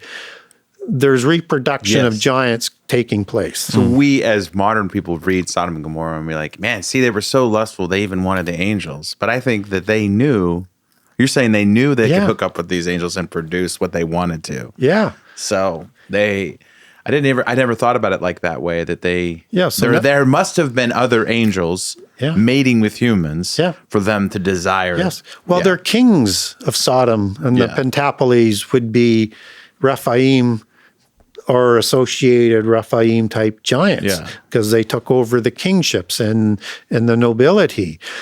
And so they're part of and the cause of the War of Giants in Genesis 14, where we get the Raphaim giants. And you call these the Raphaim Wars, right? This is a whole... Yeah. There's 4 giant races coming out of Mesopotamia to war with the Pentapoles of Sodom and Gomorrah, the 5 city-states, because this is the time of the third dynasty. And they've created vassals out of Sodom and Gomorrah previously, and they refuse to pay the tributes anymore. But they have been protected because they've created hybrid nations through the Canaanites. These are Canaanites and Amorites, mostly in Jebusites, as you're talking about in that area. And they've intermarried to create hybrids to live amongst the purebred giants. And the purebreds are going to rule. And so they're under the protection of the hegemony and the organizational structure of these giant empires that have formed them into alliances. So in Genesis 14, the 4 kings don't go directly to attack Sodom and Gomorrah, who aren't paying the tribute. They're going to their protectors first. So they go to Mount Hermon first, and they take out the Raphaim tribes up there. And then they move down south, and they go into the Edom area with the Southern Alliance. They've taken care of the Eastern Alliance and one would presume they're coming down and maybe even dealing with the Emim and the Zamzuzim or the Zuzim, because they're mentioned in there as well, as they go down the east side of the Jordan River and then into Edom. And then they're going to work their way back up at the end to Sodom and Gomorrah, because they've taken out their protectors. They don't take on any more of the Central Alliance. So that might be part of it, but we don't get enough detail there to see the Central Alliance, but there's certainly none of the Northern Alliance of giants that are in there. But this is a massive war that sets up the new world order, the Nephilim world order after the flood. It resets it again. Now it's going to have dominance out of Mesopotamia. Man, okay, so these giant clans are like loosely, they have alliances. They're like a confederacy, if you will. Yes. But they're not all they're sort of regionally aligned, and so will they fight each other? And you talk about how they're squatting in the Holy Land, so they are occupying this space. So when God uses Israel as an instrument of his justice, right? So this is the hardest part of the Bible for a lot of people. Is like, why would God sanction genocide? And we're talking about giants here, and you've just laid out this entire map of giant alliances. Or hybrids. Right? A combination of both. Right. So you have hybrid tribes. Yeah, like maybe the female. 9 Canaanite tribes. Yeah. The Amalekites versus the Amalekim that are shown in Genesis 14. Okay. Why? Because they're a few generations apart, right? Yeah. Have to be different. Horites, probably created from intermarriage of the Edomites with the Horim to create the hybrids, but don't forget there's a pure blood of Horim as well. So which is like full giant. Yeah. So the pure bloods and the hybrids have a human mother. Yeah. Yeah. So, and the translators, let me just come back to it. The translators don't do us a favor by being consistent in their translation. So they're probably even a bit confused which one may be the giants or the ites as in the hybrids, right? But because why would you have Horim and Horite? Yeah. Yeah. Why would you have Anakim and Anakite? Why wouldn't they just do it one way? Unless there's, they're differentiating here with the offspring. If we sort of get into their shoes and we understand that they were created. So you had a question about the mother? Well, I'm saying like the hybrids, would they have a human mother? They could have either. Okay. A male or a female. So when we look at the creation of Gilgamesh in Mesopotamia, 6th generation after the flood. Yes, there's a giant before the flood that's in the Enoch Book of Giants. It's not unusual to have giants after the flood, named after giants before the flood. Gog, Magog would be classic examples. And how do we know that? Before the flood, with a parent god that Poseidon later replaces, his name is Iapetus, and through climbing is going to produce Gog, Magog, and Albion before the flood. There's so many tribes of giants. I just don't understand how you couldn't have a second incursion, because you've got so much commotion going on, so many different tribes. Something had to produce all of this quickly, right? As opposed to like through the line of the wives down. Well, and if you had 200, according to the book of Enoch, creating offspring before the flood, you had it in like manner. Is there 200 or is there 300 as some people speculate? The best example of having either a father or a mother being human here comes out of the Gilgamesh story. And Gilgamesh is the offspring of King Lugalbanda of Uruk, which is the city first started by Nimrod, 3rd generation. This is 6th generation. Or Gilgamesh is, so Lugalbanda would be 5th generation. He is going to have sex with the fertility bull goddess Nin to produce Gilgamesh. And what's interesting is both she is a bull goddess, which is a typical title for a angel or a god in the pantheon, male or female. And the offspring Gilgamesh is talked about as a wild bull as well. And in the Ugaritic text, the Baalim council are called bulls and their offspring are called bulls, which is in the Bashan region. So now if you're saying, wait a minute, bulls of Bashan. Yes, we have that in the Bible. And guess who is mocking Jesus on the cross? The bulls of Bashan in the book of Psalms. So we start to understand the language and these different types of invisible beings and visible beings. And also, understand that would include some of the demonic spirits that weren't sent to the pit prison, mocking Jesus also on the cross. And we've talked about the golden calf being the translation there would most likely have been a bull. So you have once Moses disappears and the people go crazy, they build an effigy to Baal or to El, whatever there, and that's what they're worshiping, not a calf, but more than likely a bull. So you have the game of gods going on. The Apis bull cult. Yeah. So from a listener's standpoint, and I'm trying to organize this, you have the game of gods kind of going on Earth, and then you have a second council. The first one's locked up, right? Yeah. And then you have another fallen pantheon of gods. And then they're all trying to interbreed to be the most dominant. Yeah. So let's bring this into full understanding so people can get a good visual on it. Yeah. This is the Game of Thrones. Yeah, we need a movie. Right? The Game of Thrones, that was a TV series or movie, which has thrones associated with both the invisible ones, the Council of the Gods, and with the thrones of their offspring, the royals. This is the Game of Thrones and the authority that they're given them with the 70 nations of realms, right? Okay, so when we start to understand that, God has a throne of God. Mm-hmm. That's in heaven where his council of angels are. Yep, divine council, right? The corrupt one is at Nippur, which is the same location as Mount Hermon with the cedar forest of Mount Hermon, where the council of gods is located, right? And the assembly of the Ditanu, of the ring lords, both before and after the flood, is where the kings receive their thrones. So Satan has a counterfeit throne room. He counterfeits everything. He sits above the council of gods as God does. Each of the 7 angels, main ones, have their own throne. They probably have 10 other nations associated with them to get up to the 70. Which is Chief of Tens now comes into play as the book of Enoch is describing this hierarchy. Understand the Greek word hierarchy means a sacred assembly of archons. Wow.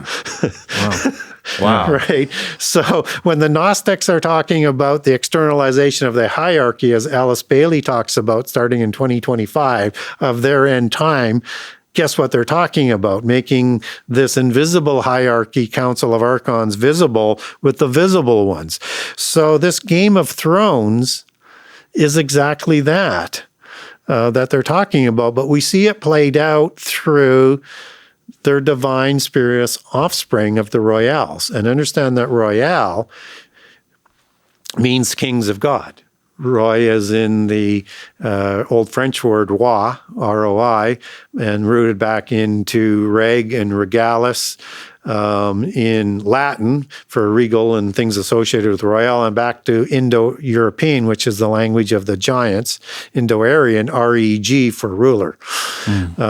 So we have an etymology that goes back to kings of God, just as the Latin term is rex deus, kings of God, that they also like to use. They're the offspring of these gods, and they keep their genealogies back to these gods. So when we're looking at how history has played out, this is a Game of Thrones. And the best way to understand that is World War I. You have the Romanovs, you have Kaiser Wilhelm's family, you have the Habsburgs, you have the Savoy out of Italy, you have the Bourbon out of Spain, you have the Windsors, which are Hanovers, out of England, you have the Anjou, not in power, but in the background in France. This is first cousins having a family dispute. They're rivals. And it happened before the flood in similar ways. So talk about the conquest of the Holy Land, right? So we have these. I think a lot of Christians will think about giants in the Old Testament post flood, and they'll say, "Oh, David and Goliath, one off," right? But this is God commanding Israel to completely destroy cities and people groups that are hybrids or giant tribes, right? But they don't destroy all of them. No, they don't. And so that's what, because I want to get to okay, so one of the things that we talk about a lot on the show is, to the chagrin of God, they don't kill everyone. But we also have this diaspora, it seems like, of giants, because then we have, every civilization or in their mythos has giants, whether it be the Aztecs, Mayans. You have a ton of stuff here in the United States where you've got mound builders, you've got the giants in the Lovelock Cave, you have yellow hair and the battling the Native Americans. So you have this giants that exist after this conquest where God's trying to wipe them out. What in your mind happens here? Because of course, we talked about before, a stumbling block for a lot of people, right? Is like, why would God kill these people groups? But we've already kind of established these aren't people groups. These are tribes of giants or tribes of hybrids that are part of a confederacy, if you will. Right? So our simple understanding, until you dig deeper, is that once Israel pushed most of the giants out, they migrated around the world. Right. It's more complicated than that. That is part of it. That would be like another wave. Okay. So we talked about earlier that the Canaanites moved in to live amongst giants who were the aboriginals there. And all of these names, when you take them back to their original meanings and their descriptions, they're also aboriginals of the land, the first settlers there after the flood.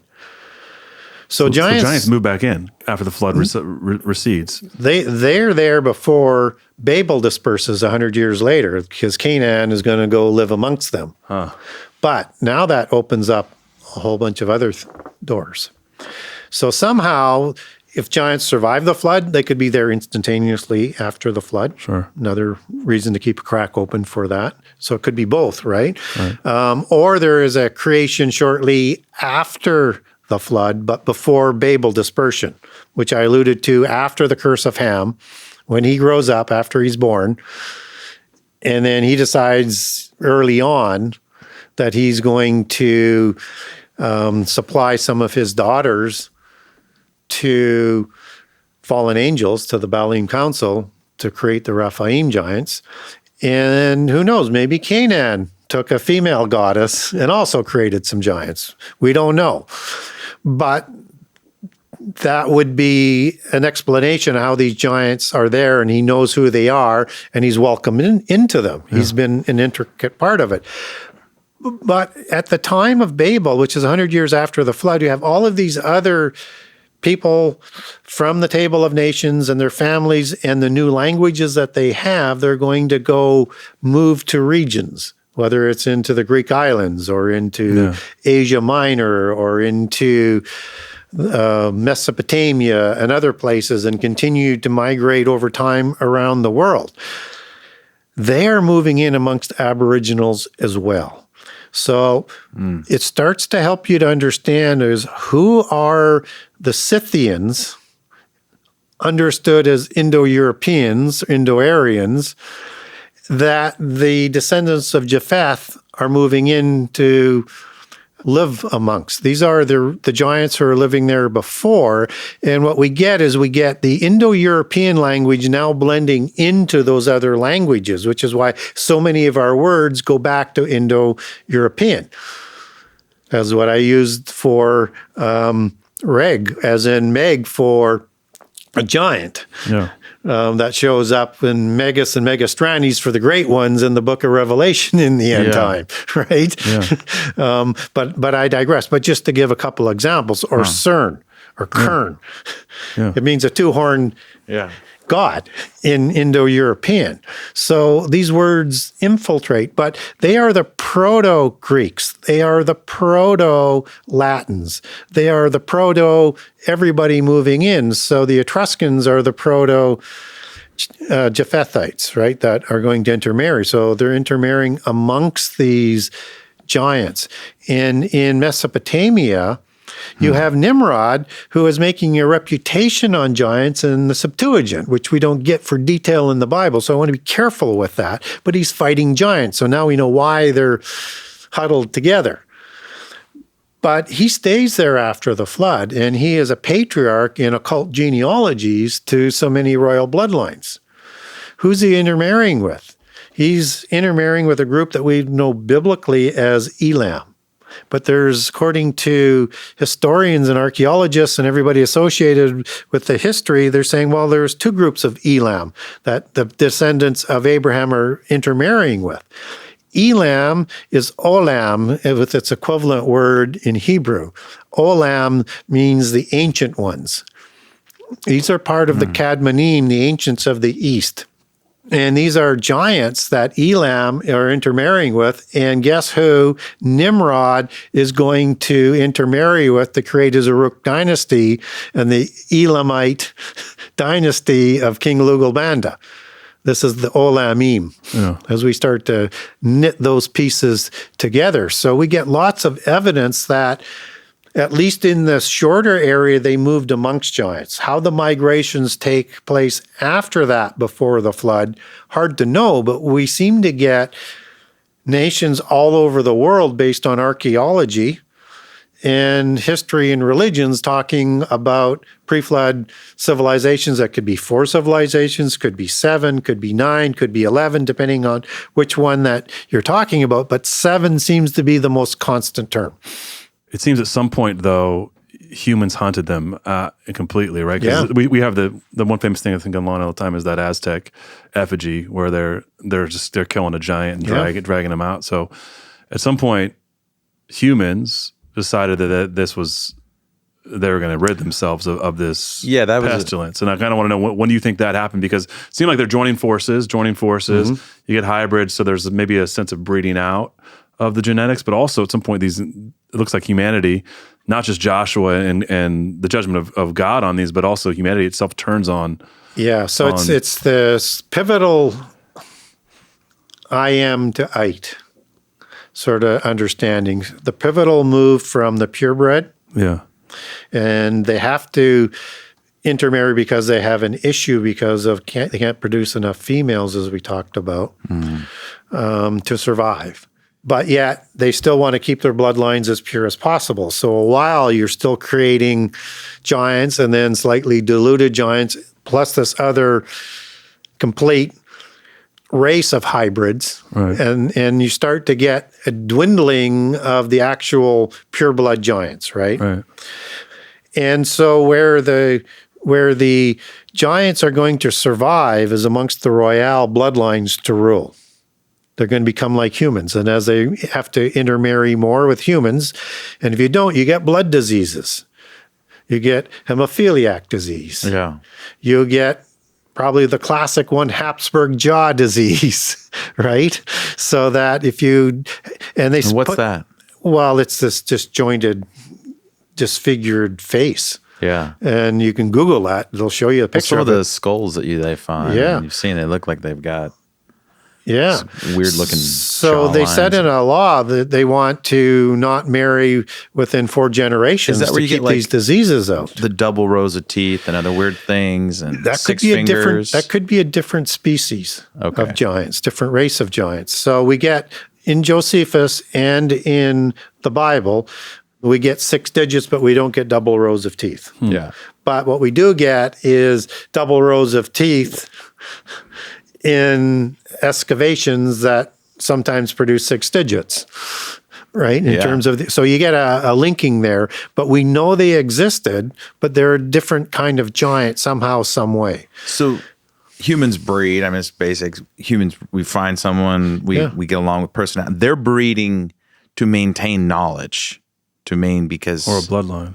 A bloodline, but the bloodline is directly connected to a god, What's divine right rule, right? Yeah, which is knowledge, which is power, which well, and the antediluvian knowledge that they have, and they're trying to recollect. They're a knowledge cult.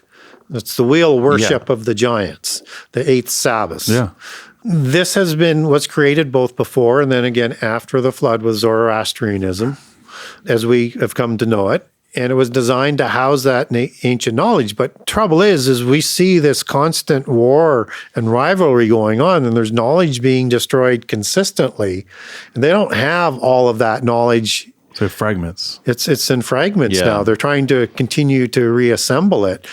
But they're saying they're going to have this great discovery as well in the end time. Right. And where that knowledge was originally hidden was underneath the Great Pyramid before the flood. That Hermes found that he took to Nimrod to build. Which now they show these scans of these supposedly or allegedly there's huge structures underneath the pyramids. Like so who knows what we'll find there. Gary, I want to ask you, so we know, biblically speaking, if we take the Bible as our source of truth and knowledge, that there's giants before, giants after. Why do you think after this sort of next wave of giants, we maybe don't see this happen again, or is it happening again? Do you know what I mean? Like the giants kind of disappear, although we have the Smithsonian and all the things and the skeletons and whatnot. But and there are reports of modern day giants, right? You've got things like in Afghanistan and whatnot. But for the by and large, we don't have by and large we don't see giants. Another incursion, right? What do you think's happening with that? Because it's so I think there's an MO that is going on as God is allowing things to play out through free choice, both of angels and humans. But after lines are crossed, there's restrictions that are put on. So whatever happens, if the war of angels that took place that destroyed the world by fire, the first go-around between Genesis 1:1 and 2, there was some restrictions that were put on, whatever it was. And then you have what was happening with the people of day 6 being led astray. And then you have Adam being betrayed, and then you have the creation of giants, and these giants are bigger, probably 20 to 40 feet tall, and you sort of assemble most of the information versus the 400 to 600 feet tall that people will use, whatever an L is, which is transliterated as a cubit, as 300 cubits in the Book of Giants. We don't know what an L was, so it's hard to know. But when you look at reliefs and things like that, 20 to 40 feet would be it. And that fits well with, even with Gilgamesh being the largest giant, as what Orontes was. They're both 11 cubits tall, and they're both kings. Orontes is who Orontes River is named after in Asia Minor. Wow. Gilgamesh is recorded in their text as being 11 cubits tall and king of Uruk. So that makes him 19 feet tall as king of Uruk. And he was 4 cubits wide, 7 cubits wide. So he was very wide. He's a big fella. Yeah. It's like an offensive lineman. Those are the 2 tallest giants. The average giant that's recorded in the second incursion of giants, and again, second incursion is recorded, as we talked about with the creation of Gilgamesh after the flood, 6th generation, and also in the Greek not in Homer, in Herod's accounts. Did I get that name right? Probably not. Herod. Starts with H anyways. Herod's the king of... the puppet king of the Jews? Yeah, and he was another famous Greek writer. And Herodotus? Not Herodotus. That was a historian. Yeah. It might come back to me, but it's in the Greek, and I have it in book 2, but the name is eluding me. But he talked about the original creation of the giants that were destroyed in the Great Wars before the flood, and then the second incursion of giants afterwards. Right. And so that would fall to Zeus creating Hercules after the flood, right? Yeah. With Alcmene being the female there. So one of the sons of Hesiod. That's what I'm looking for. Very close. Yes. And so when we look at that sort of understanding of giants being created sort of both before and after the flood, we have a better understanding of who both the parent gods are, the offspring gods, and how to sort out history. And we can start to now assemble that history a little bit better. And after that sort of historical chronology, it gives us the defining pieces that we need to sort of dig deeper. Do you think God basically could have kibosh on anything else happening at that point, or underground, or what do you think? And we see that reflected with the gifts of these giants who could produce in great numbers and were bigger. Probably had larger gifts. And then after the flood, we get giants that aren't as big. So the average size of the giants in the Greek accounts, I think that's where I was before I went sideways down another rabbit hole, about 12 feet, like Achilles. Yeah. Right? Yeah.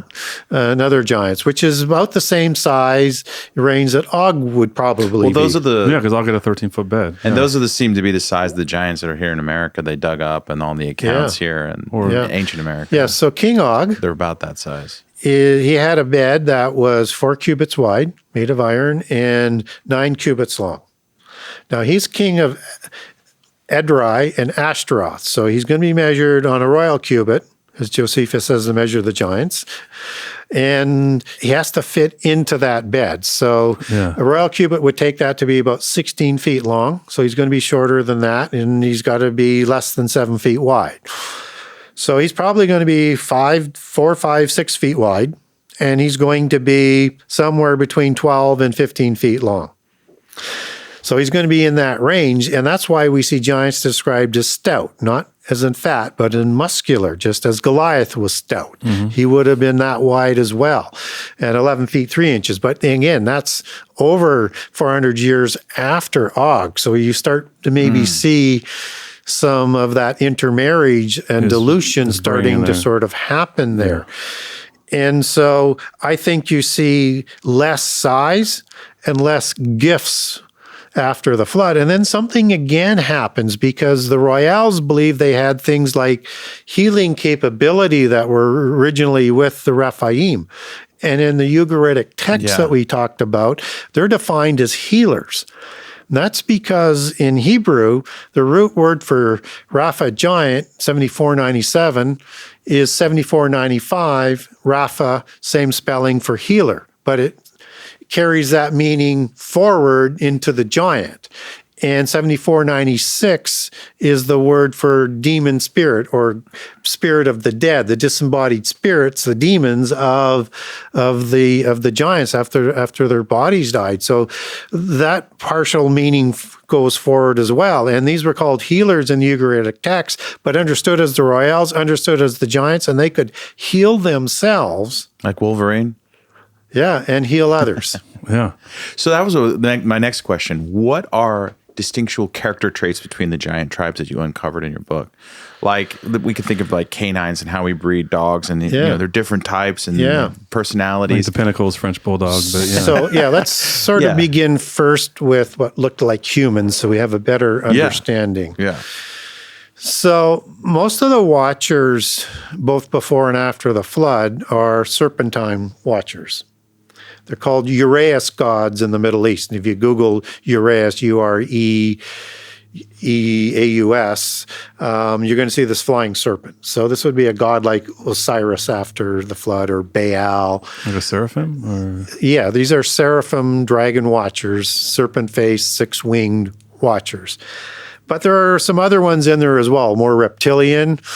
And you also have like gods like in the Egyptian pantheon, like Anubis, which are jackal or dog-like. So you have different kinds, but we're not told what all the angels look like. We know what a seraphim looks like.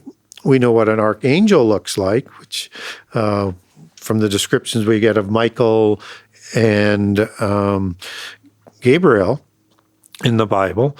And we know what a cherubim looks like. It has 4 faces. One is the face of a human, typically depicted as an Anunnaki watcher with dark black hair and a black beard.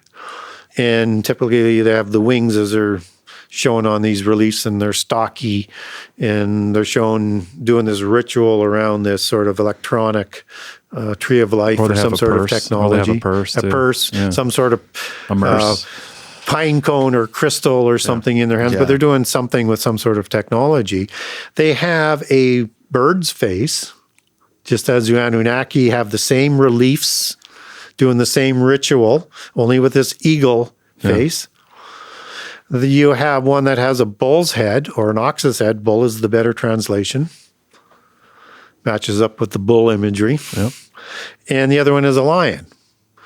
Now, when they took a physical presence on the earth, they would take one of those faces. So we see these watcher gods presented, and they're part of the watchers around the throne of God, and each of Satan and the 7 Satans and the lower gods ruling over nations all have thrones, and their visible ones, their direct descendants ruling for them as visible ones, all have thrones. Understand how that imagery completely flows through. You have these 4-faced cherubim that are going to take a physical body and be depicted with one face. So let's look at a sphinx. That's going to be depicted with a human's head or a lion's head. You move over to the Middle East, these cherubs, CH is sometimes pronounced K as it transliterates through, and even in the Hebrew it does, but we pronounce it as cherub. Cherub would probably be the better original pronunciation to cherub. These cherubs have a bull's head, and some of them have a bird's head that we would understand as a gargoyle, as they show up on Gothic churches. These are bird heads, right? So if they produced... These are just the gods. These are just the watchers I'm talking about. Yeah. The watchers. It's sons of God, but the watcher title. There's 4 watchers. Okay, 4 groups of watchers. Archangel, cherub, seraphim, and Ophanim. Okay. And Ophanim are mentioned in the book of Enoch. Yeah. They're not mentioned technically, biblically, but they are. Bad translation. So in Ezekiel 1, 3, and 10, you have the visions of the chariot of God. And the cherubs are pulling them. And we get the descriptions where I'm pulling the descriptions of the cherubs from. Then they have these wheels and concentric wheels and cherub-like beings that are in the wheel. Those concentric wheels that are being talked about, that's the Hebrew word Gilgal, as in Gilgal Raphaim. It's the wheel of the giants. The wheel of the giants at Mount Hermon, at the foot of Mount Hermon in Bashan. But the beings are also referred to as a wheel, but it's a different word. It's Ophan.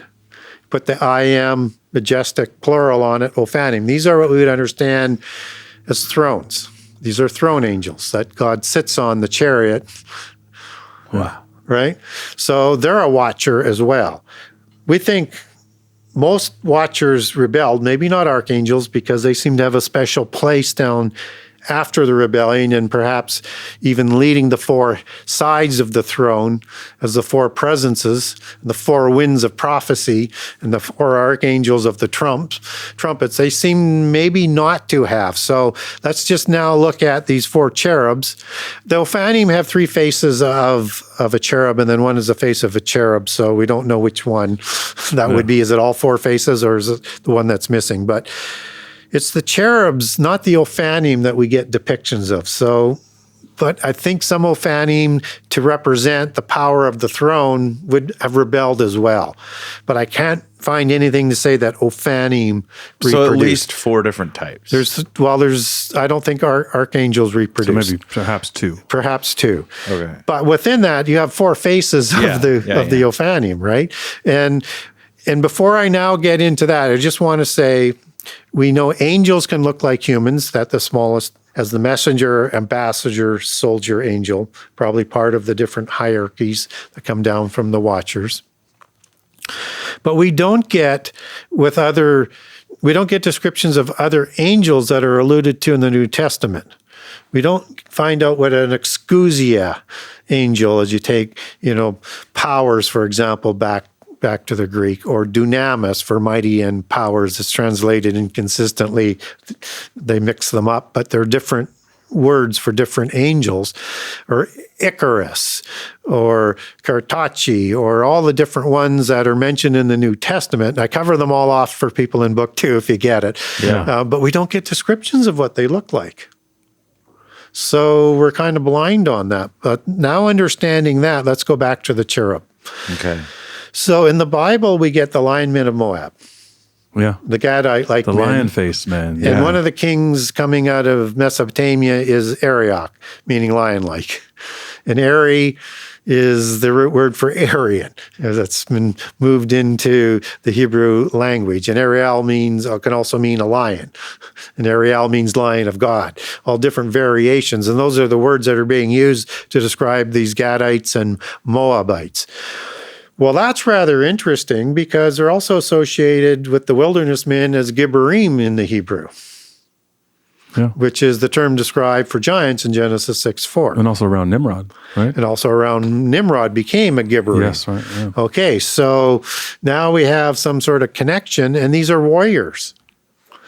Great warriors, because as we get the accounts, people are getting a reputation for killing these lion men that are powerful warriors. And we have a giant tribe that I mentioned earlier called the Avim.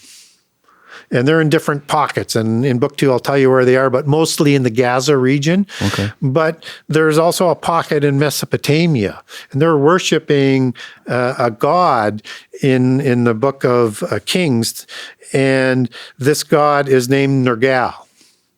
And they used to worship him with an image of him, and he's a lion's head and a human's body. Nergal is the war god of Mesopotamia and depicted as a lion. So as a member of the pantheon, if he reproduced, and we know 200 angels did, we just don't know of which variety, then if seraphim reproduced as they did, they would have produced serpentine individuals that looked reptilians. Yeah. And all of the kings before the flood and after the flood were called serpents and dragons, house of dragon. Yeah. Right? And images were made of them in serpentine looks. They were considered serpents and giants as rulers because of their angelic genealogy. And shortly again after the flood, they're depicted that way. So now if we say, pass that on, that they were able to produce DNA when they took a physical body to pass that on, then now you can figure out how these linemen show up. There's an interesting god that the Avim also worship there called Nebaz. Nebaz, as it's defined, and it's only used once in the whole Bible. And if you don't know what you're looking for, you go right on past it. Right past it, just as you go right on beyond Nergal. Giant tribes were worshiping cherubim angels or other types of angels. Nebaz is defined as a barking god. Barking. Yes, and they worshipped him with a dog's face or a jackal's face and a human body. So now we wonder about dog face, or jackal face angels that we don't get a description for, but we do get in the Old Testament howling gods. Now, what's a howling god? That's a jackal. What is Anubis? That's a jackal. Is that a werewolf or is that a different thing? Related but different creation as it comes about through mythology. Okay. But we'll come to that. They're kind of related, but there's something special that goes on there with Zeus.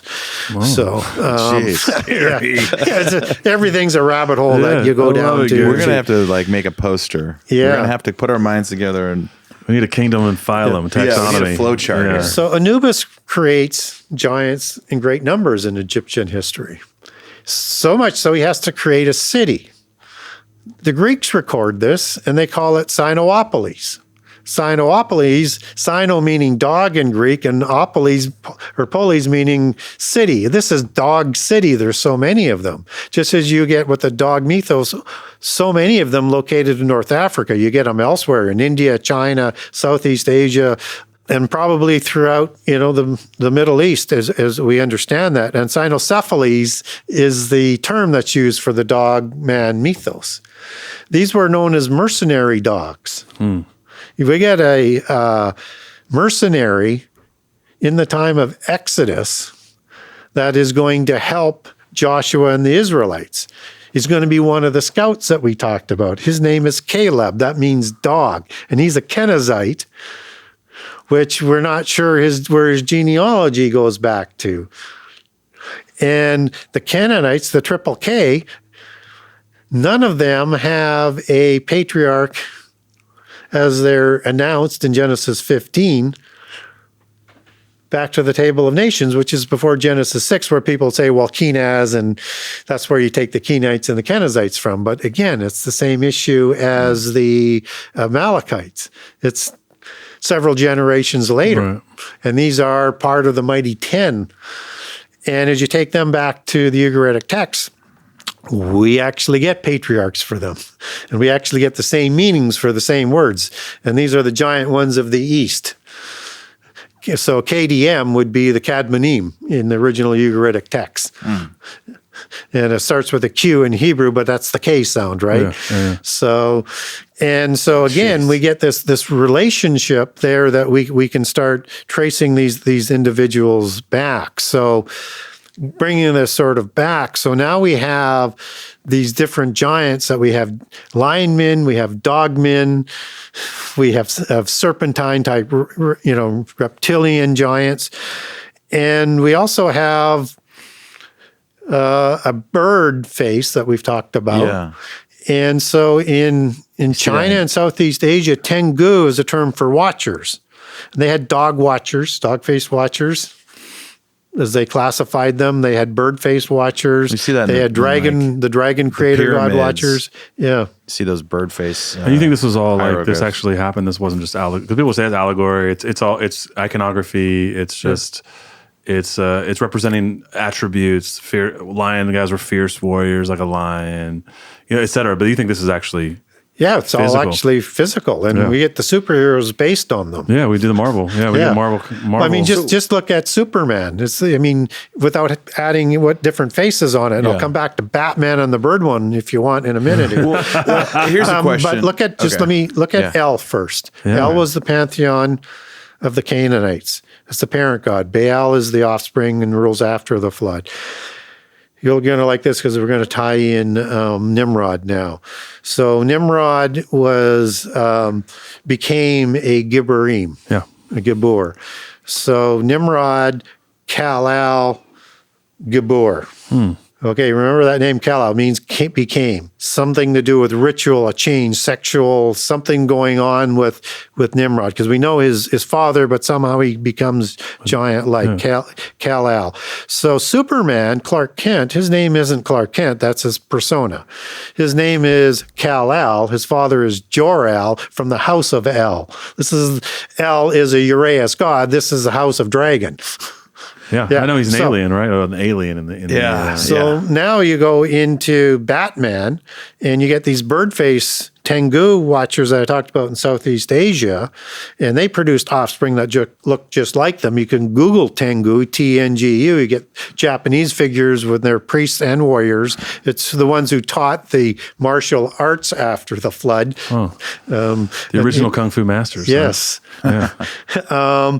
But in the Popol Vuh, because you're talking also about Central America, they mention the Xibalba, which were owl-faced demigods. And there was one that was part of the Xibalba, and they were Camazots. Camzotz. You Google Camazots, and the you're going to Tengu look like weird clowns with big noses. With birds. Bird faces, and that's also part of the masks that the old shamans and stuff wear, right? To imitate that and the pale faces. I guess that is a bird. Camazots, if you Google that, crazy. You're going to bring up Batman's outfit. Really? So this is all just like nothing's new under the sun. Yeah, and Robin's his counterpart. These are... Yeah. So here's a question for you. So, I mean, obviously, I remember when we did our first interview with Travis from Giants of Ancient America, he said I think it was the Zamzumans they were terrible to the ear. Yes. And they could yell. And they probably had what's the difference between... They sinned against beasts as well. So how do chimerical creatures versus giants? Are they kind of all together? So, when you're talking about sins against the beast, now you're talking about Enochian literature. Yeah. Right? And I'm not going to dispute the Enochian literature, but distinct from the Bible is basically all I'm talking about. Yeah. And so... Well, we have these historical accounts, and people have emailed us saying these things, Well, this is all flesh was corrupted, too. Biblically speaking. You got creatures like Bigfoot and Dogman, and it seems like they're more on the beast side. Yeah, so... I don't know what to do with that. So let's... But Greek. Let's get it back biblically and link it back in. Okay. That's a good place to start. Yeah. So before the flood... And you have the creation of the giants in the preamble to the flood story, causing the violence and the corruption. Yeah. That Hebrew word corrupt is the Hebrew word for corrupt, and the whole earth and all flesh was corrupted. That's the Hebrew word chakath, and it means to decay, to pervert, to ruin, to destroy. All flesh, everything on the earth was degraded, changed, manipulated, destroyed somehow. Not just through sexual reproduction of various kinds of spurious offspring, but something more, because all the plant genomes would be corrupted as well. And all the DNA of all the animals would be corrupted, all flesh, not just humans. Which starts to answer the question as to why God selects the 8, because he knows which ones are pure of genealogy. Yeah. And pure of spirit. And he would select all of the animals by kind, species, that were uncorrupted by this manipulation to go on the ark to restart after the flood. Everything starts to make sense on why he calls those. And just representatives of those species to repopulate, more of the clean than the unclean. Right. So now we have corruption and violence that these giants do before the flood. So this is now inferring knowledge. right? And we have knowledge of inference that somehow giants and the angels are working together, and likely both are going to corrupt all the flesh and all the plant genomes. And if you have DNA technology, what else technology do you have? They were building structures we can't build today. Yeah. With the science and technology that it takes to do it, with the sacred geometry that's embedded in those, with the astrological alignments that they're pointing to, with the ratios to the earth, and who knows what else they put in, let alone the size and the masonry and everything else. And they equate that to that knowledge that they learned from the gods and from Enoch and through masonry, or the fifth science of geometry, to build this. And just as the Freemasons account, the knowledge to build the pyramids came from Enochian knowledge. So again, they're celebrating this. They're not making it public knowledge, so to speak. So this knowledge, if it has the ability to do DNA manipulation, and we're just catching up to this knowledge. Now, when we look at chimeras, which is the same language, and remember what we said earlier, they name everything after their history and their gods and their technology and their knowledge. They're doing DNA manipulation today using chimera, and we have all sorts of chimera beings being created that are somehow distinct in prehistory. And the best example would be King Hababa of the Cedar Forest, who is a classic chimera, which has multiple animal parts, and was called a terrible one, was created from the gods. There's something else that's going in there that is some sort of DNA additionals, enhancements, or retractions.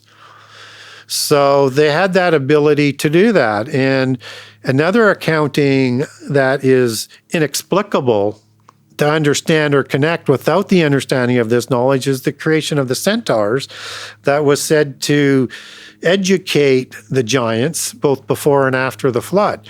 And this is done by Hera in a cloud off the earth. Wait, they were educating the giants? The centaurs were, yes. They're wise ones as they're... What about the minotaurs? I've been to his palace in Crete. The Minotaur, yeah. But, well, a Minotaur is a bull, right? Right. So it should be likely an offspring.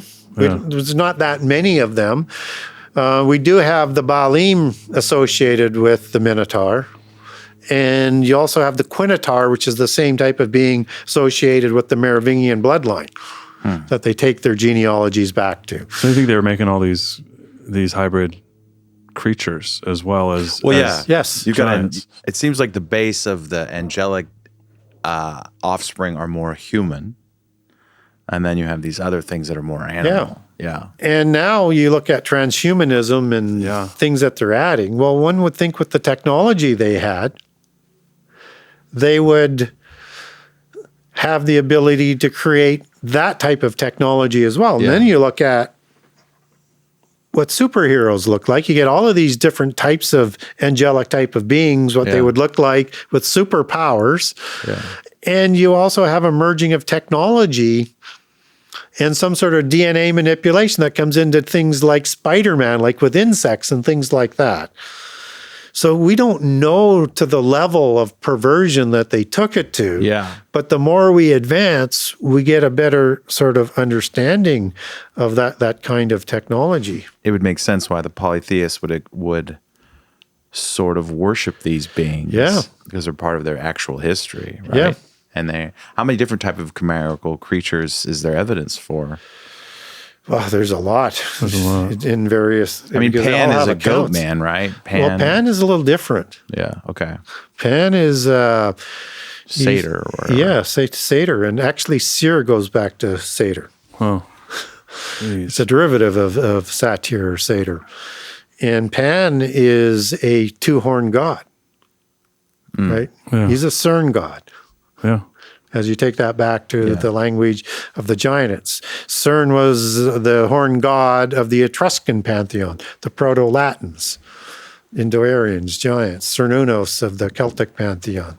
Odin is a horned god. The horned god, like Pan, like Innes, like Bacchus, and there's names, there's many of them, But I just wanted to throw out a few that people might recognize. They are out of the regular sort of hierarchy of the standard hierarchy of 7. So you have Zeus, but you also have Pan. Actually, it's sort of lower level, like right, like they're not on the top, but they're sort of somewhere in the mix. Yeah, they're almost worshipped as something unique and different, and maybe part of their history. And they also have some sort of ability to reproduce because they have this sort of sexual nature, or is it part of the mythos, or is it both? Yeah. But it seems to be both. And so they may have produced offspring after the flood as well. Yeah. So we have an interesting leader of the Watchers that's known as Azazel. And when you take the understanding of Azazel out of the book of Enoch, he should be seraphim. But he's not depicted as seraphim. But he's also from before the flood and not after the flood. And so he has morphed into a goat god. Well, that's rather interesting. That's a satyr god. Yeah. And if people are saying, where does that show up in the Bible? Look at Isaiah 13 and Isaiah 34. You're going to get these goat gods, these satyrs, satyrs. And we also have 2 instances in the Old Testament where it's translated as a devil god that they're worshiping, versus a shed, which is a demon spirit that's a devil. So there's 4 occurrences of worshiping devils. 2 are for demons, 2 are for satyr gods. But they're distinct still. They're still separate. They have different Hebrew words. So when we look at Azazel as the one who presented all of the knowledge, including all the arts and crafts and knowledge of war and all the technology that would go with it that could destroy the earth by fire, which is why God, I think, permits the flood. Right. And for the knowledge that we talked about, the Gnostics and the secret societies say the knowledge of the location was put on 2 different pillars, one that could survive fire, one that could survive a flood, which indicates they didn't know which catastrophe was coming. Right. So God permitted the flood, but they were prepared for both to save that knowledge that would move onto the other side. Azazel as a goat god, but we should think of him originally as a seraphim watcher, I think. And we don't have satyrs as watchers. Right. But he could be degraded to satyr status. Jeez. Just as Satan was degraded from all of his aspects of a high priest, seraphim, morning star, cherubim, and who knows what else was degraded to Satan status and also associated with a goat. Oh. So there's a degradation aspect here for certain watchers. So is Azazel a degraded seraphim in a satyr form? Azazel doesn't show up in most translations in the Bible. Well, they do in a lot of translations, but in the King James Version Bible, we don't get Azazel that shows up in the English. You get scapegoat. Yeah. As the second goat that is sacrificed on the Day of Atonement that we're not given explanation for. The first one are the sins of Israel. This seems to be the sins of the world caused by fallen angels that maybe, and that word is Azazel, right? There's no getting around it. And Azazel is the leader of the Watchers, and he's depicted as a goat god, but he was seraphim. So that's rather interesting as we look at those kinds of connections. And so I look at seraphims as being degraded satyrs.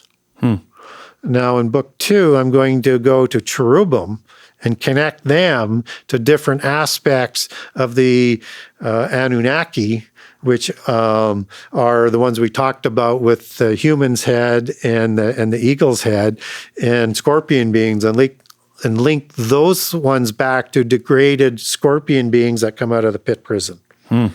Jeez, you have so you have Justice League, which is like the demigod superheroes, and then you have Mutant League, which is like all the weird offsprings of sins. I want to ask him, what about? Go ahead. Well, I was going to say, is there any? Oh, let's just keep going down the line. Is there any sins against like biological plants and other things? Like, do we see anything else that's just so out of the realm of? What would that be? Yeah, I would think so, because again, all the plant genomes. So it's interesting in some of the antediluvian lore, you get beings in trees, as talking beings, especially like in Lord of the Rings, right? There you go. Yeah. You get like insectoids and Spider-Man being reflected down and other insects in superhero stories. Yeah. So scorpions are associated. Yeah. And scorpion gods. And so again, there's an association there. We should not, without getting reckless, we should not limit the capability of angelic technology to pervert all aspects of creation. Yeah, it just seems like it was a free-for-all and a full just abomination. Yeah, the whole earth was corrupt. I mean, you can't get more encompassing than that. Gary, I mean, we started down this crazy path talking about giants, and I want to ask you before I forgot, what are your thoughts on like the suppression of giant skeleton stuff? Because you referred to this earlier, saying that the bones of the giants were on display so that Israel will remember. Yeah. And then we know that like we've gone down this path a bunch on the show, talking about the Smithsonian or more modern times, people discovering giant bones here in the United States, but people will always come back and be like, well, if this is the case and this is real, where's the remains, where are the bones, right? And so what's your answer when people say, well, this is all fine and great, Gary, but where are the bones and where's the evidence? Yeah. Well, we'll start on sort of older evidence and get to what we would have had for modern evidence and likely is still around. Not on display, but still around.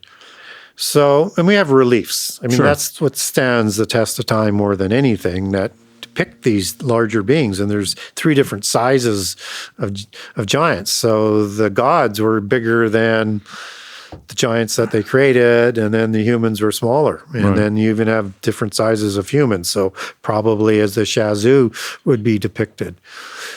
So we have accountings that come down through history, through historians. Right. Well, Josephus, for sure. We talked about Josephus. Yeah. And, I give accounts from other historians in book 2. And in book 1 in chapter 4, I have all sorts of ones in the Roman times as well.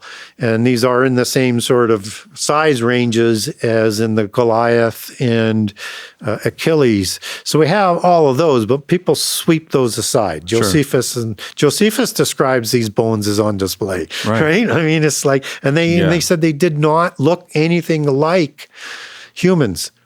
Right. And so they had to have a different bone structure to support the weight and the size. Plus to be athletic, right? Like the argument now is that like we've got 7 foot. There's a kid in the NCAA tournament, 7'9" from France, but those guys don't move well. No, they're lumbering. They're slow. But these ones were dexterous, 100%. Yeah, and ambidextrous and fleet of foot. Yeah, they're the perfect warriors. Well, that's a big argument. You always hear that. Well, giants can't exist because of things can only grow so big. But I think that's just the record of the bones shows otherwise. So as we start moving forward, with this sort of downstream, we have one sort of image I would have people look at before I get into the newspaper accountings. You have King Akhenaten of the Amarna dynasty. I encourage people to Google that, and the serpentine look. Yeah. Again, we have different types of giants. You have dark-haired giants that probably come from the cherubim watchers, and then you have the red-haired and blonde-haired ones that come from the seraphim in the lineage. The change giants, yes. So, but with King Akhenaten, if you look at that face, and this is 1,000 years after the flood, he's got this long protruding chin, these thin lips, these very high cheekbones, which is the standard for fair folk and good-looking people even to this day, including the hair colors and the eyes. And these large, huge eyes that were wraparound that would glow as shining beings. Yeah. And then this huge, elongated conehead skull that you can't increase the volume of. By binding. Right. Yeah. And you can't remove the sutures of as they show up in these. So they're sutureless. Head binding does not add 30% more mass. It just doesn't. So you can see him wearing these big hats, and you have this all over archaeology. But Egyptian relics are good because they show them without hats, with these big cone heads. So we have that. Now roll that forward to modern times, and in North America that you're referring to is there's a link that I send people. It is a spreadsheet by Newman that had put out a number of years ago, where the spreadsheet shows discoveries in North America of giant bones. And understand that giants have a long oral history with the First Nations of North America, Central America, and South America, and they warred with them. So it's their history. You can dispute it if you want, but that's their history. But we also have these bone discoveries that matches their accounts. And these are red-haired giants for the most part as they describe them. So these bones are usually found and they're reported. And newspapers recorded these. And so the newspaper would write a story on it. So you can track it through that. And I'll get back to that in a second. And two things happened with discoveries of these giant bones and these giant skulls, is that they would call the university. Yep. They'd come out, excavate it. Then they would call the Smithsonian. And they would take them back, and then they would never be seen again or heard of, and no record of them after that. But you have that chain. Or the finders of the bones would contact Smithsonian directly, same story, get back there, last you hear of it. So on this spreadsheet, it lists the sort of the highlight details of these giant discoveries, shows the name of the newspaper, has a link to the newspaper story from between 1950 and 1850 of these discoveries. Yeah. And you can read it for yourself. And it doesn't have all of them. It's an incredible amount of discoveries. And they have these elongated skulls all over the world in museums. They just don't put them on display. They used to have them on display, 50 to 100 years ago, but they decided as people got more educated, we just don't want to show this for the elite, the Elim. The noble ones, understanding Indo-European or Aryan means the noble ones, right? They're the nobility, because the mundane are going to see them now, and they're going to have a lot of questions, and they're learning. We're teaching them more, so we have to control that information. So there is a lot that's out there. Yeah, I think we're going to get told more about this the closer we get to the end time, but it's still not going to be the full version because they don't want us to fully know who they are. Yeah, you talked a little bit about the Anunnaki as well. And I think we have pieces of this coming out in popular podcasts. Yeah, 100% Ancient Aliens, right? It's the whole... What is a quick way to kind of help those people who are still holding on to the theories that they were the ones who started all this? And yeah, I like the Ancient Alien History Channel show because they dig into a lot of things. They have their biases that they funnel everything through, but they're not necessarily saying there weren't fallen angels or gods. Yeah. They're just saying they're just advanced beings. There's different levels of these advanced beings. They like to label them aliens, right? Yeah, they're different kinds of aliens. Well, angels are aliens. Yeah, by definition. They're not of this world. Yeah. They're from the heavenly realm, right? Yeah. And they come from a different dimension versus galactic. Right. Yeah. And their offspring that they created, many kinds, come from interdimensional travel as well. So it fits well. And alien mythos has probably more on interdimensional travel than intergalactic. Yeah. Yeah. And again, we don't know whether or not there's a firmament that is a barrier that they like to talk about in their entertainment that's beyond the sun. We don't know how far the sun necessarily is other than what we're taught. And we know there's a universe beyond the firmament, according to the Bible, because there's three heavens. Yeah. So as we understand all of that, they limit in polytheism it down to the 7 wandering stars. Not that there aren't other planets outside that you could still see, but it's the main 7 wandering stars, which are the same 7 Satans that are talked about in the book of Enoch. So as we measure that back into the alien mythos, they are talking about the same history just through this alien lens. Right. So there's all of this knowledge and technology that's provided. They do DNA experimentation. They may even provide their own DNA somehow, some way to develop humans to do this in a lot of it. So Anunnaki finds its way in, and it has a partial in through Nibiru as another planet, right? Of aliens that is going to be coming back in. And there's a connection between Nibiru and aliens as well. But also understand that Nibiru isn't necessarily translated as Earth. It's associated with Earth. The Sumerian word for Earth isn't Nibiru, it's Nibiru-ki, with the word ki for Earth in there. And Nibiru is a crossing of the planet of Nibiru-ki. And that location of that crossing is Nibiru in the Earth, in another dimension. That's where the gods ruled from. So it's consistent with polytheism. It's just been manipulated through Sitchin and other translators to move into an alien process. Right. And this planet that's supposed to be coming back. So Anunnaki also fits in as a watcher, as they call them, in the alien mythos, so higher up.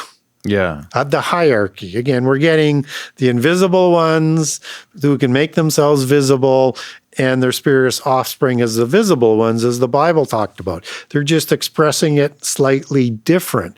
So the Anunnaki are the same ones who have this technology that we talked about, that have a human's head and an eagle's head around this technology that people call the tree of life. I don't know what it is, but that's what people like to call it. So Anunnaki is a watcher. Watchers were known as these angelic beings. Watchers were the ones who watched over humans and the development of humans in the alien mythos. Again, telling the same story. Their offspring were also called watchers initially as well. And so the word watcher in the Bible, as it shows up in Daniel 4 times, goes back to the Hebrew word ir, meaning a watcher and or a city or watchtower, as it becomes associated with city.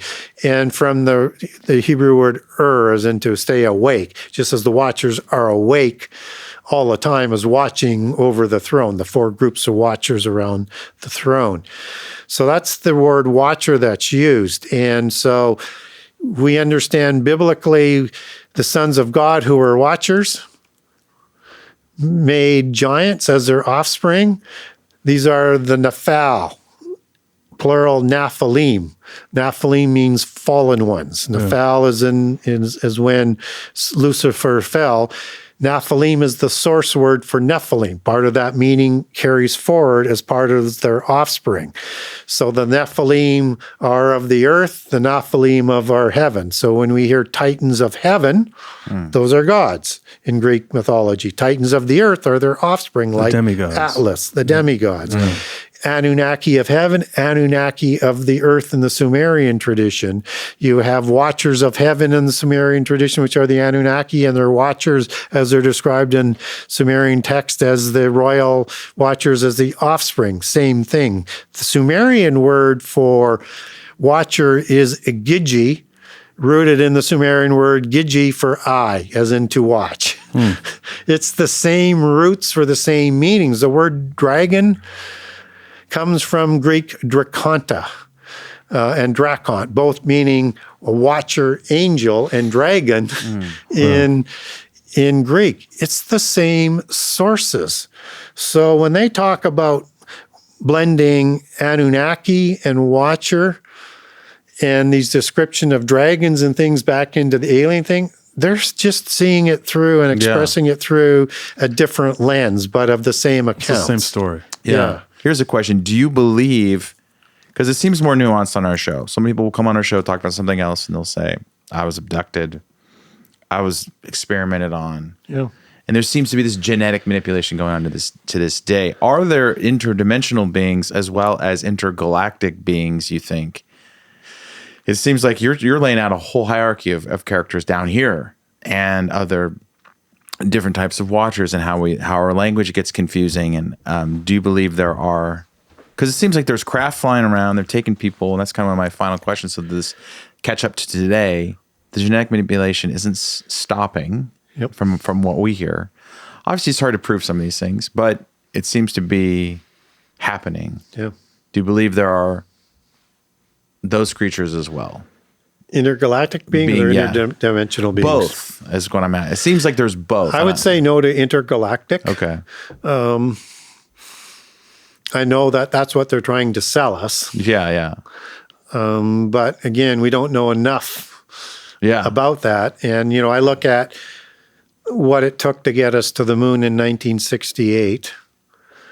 And we're almost a lifetime away from that. And they're still struggling to get back to the moon with the technology that we have today. Yeah. So we have no idea what happens beyond the moon, whether or not we got to the moon or not. I'm just saying that it's a great unknown. Yeah. So, but we don't have any real evidence of intergalactic sort of travel. Yeah. But what we do have is in polytheism. And if these are all saying the same stories through the same, different lenses, polytheism, secularism with different dimensions, aliens coming from different dimensions, and biblically we get different dimensions. Yeah. There's a common thing here that we should probably say that's probably closer to the truth. So in the Ugaritic text, for example, you have the Raphaim kings who could go back and forth between the other world at certain times. And certainly at the death of a king, they would parade them to the other world where their gods ruled from. This could be in the earth, but it's likely in another dimension. And I'm not saying there's not inner earth and things going on there. I'm just saying it's likely in another dimension. To have the descriptions that Enoch talks about, the hollow earth as it's described, where that term would come from, is too vast. It almost takes a different dimension to create all of this. Because there's too many physical aspects to deal with on it. So there's probably two different kind of locations there, but in all accounts, you have this Hades and Sheol that also occupies the pit prison somewhere in there. And so both seem to be in a different dimension that occupies the same space as the inner earth. Yeah. Okay. So now we have UFOs that are coming through portals. We have giants that go through these sort of portals. Portals are a standard in the occult. Whether or not it's at Gilgal Raphaim, that's supposed to have 100 domens. Domens is the word for portal. Fairy domens is what fairies came through in their UAPs.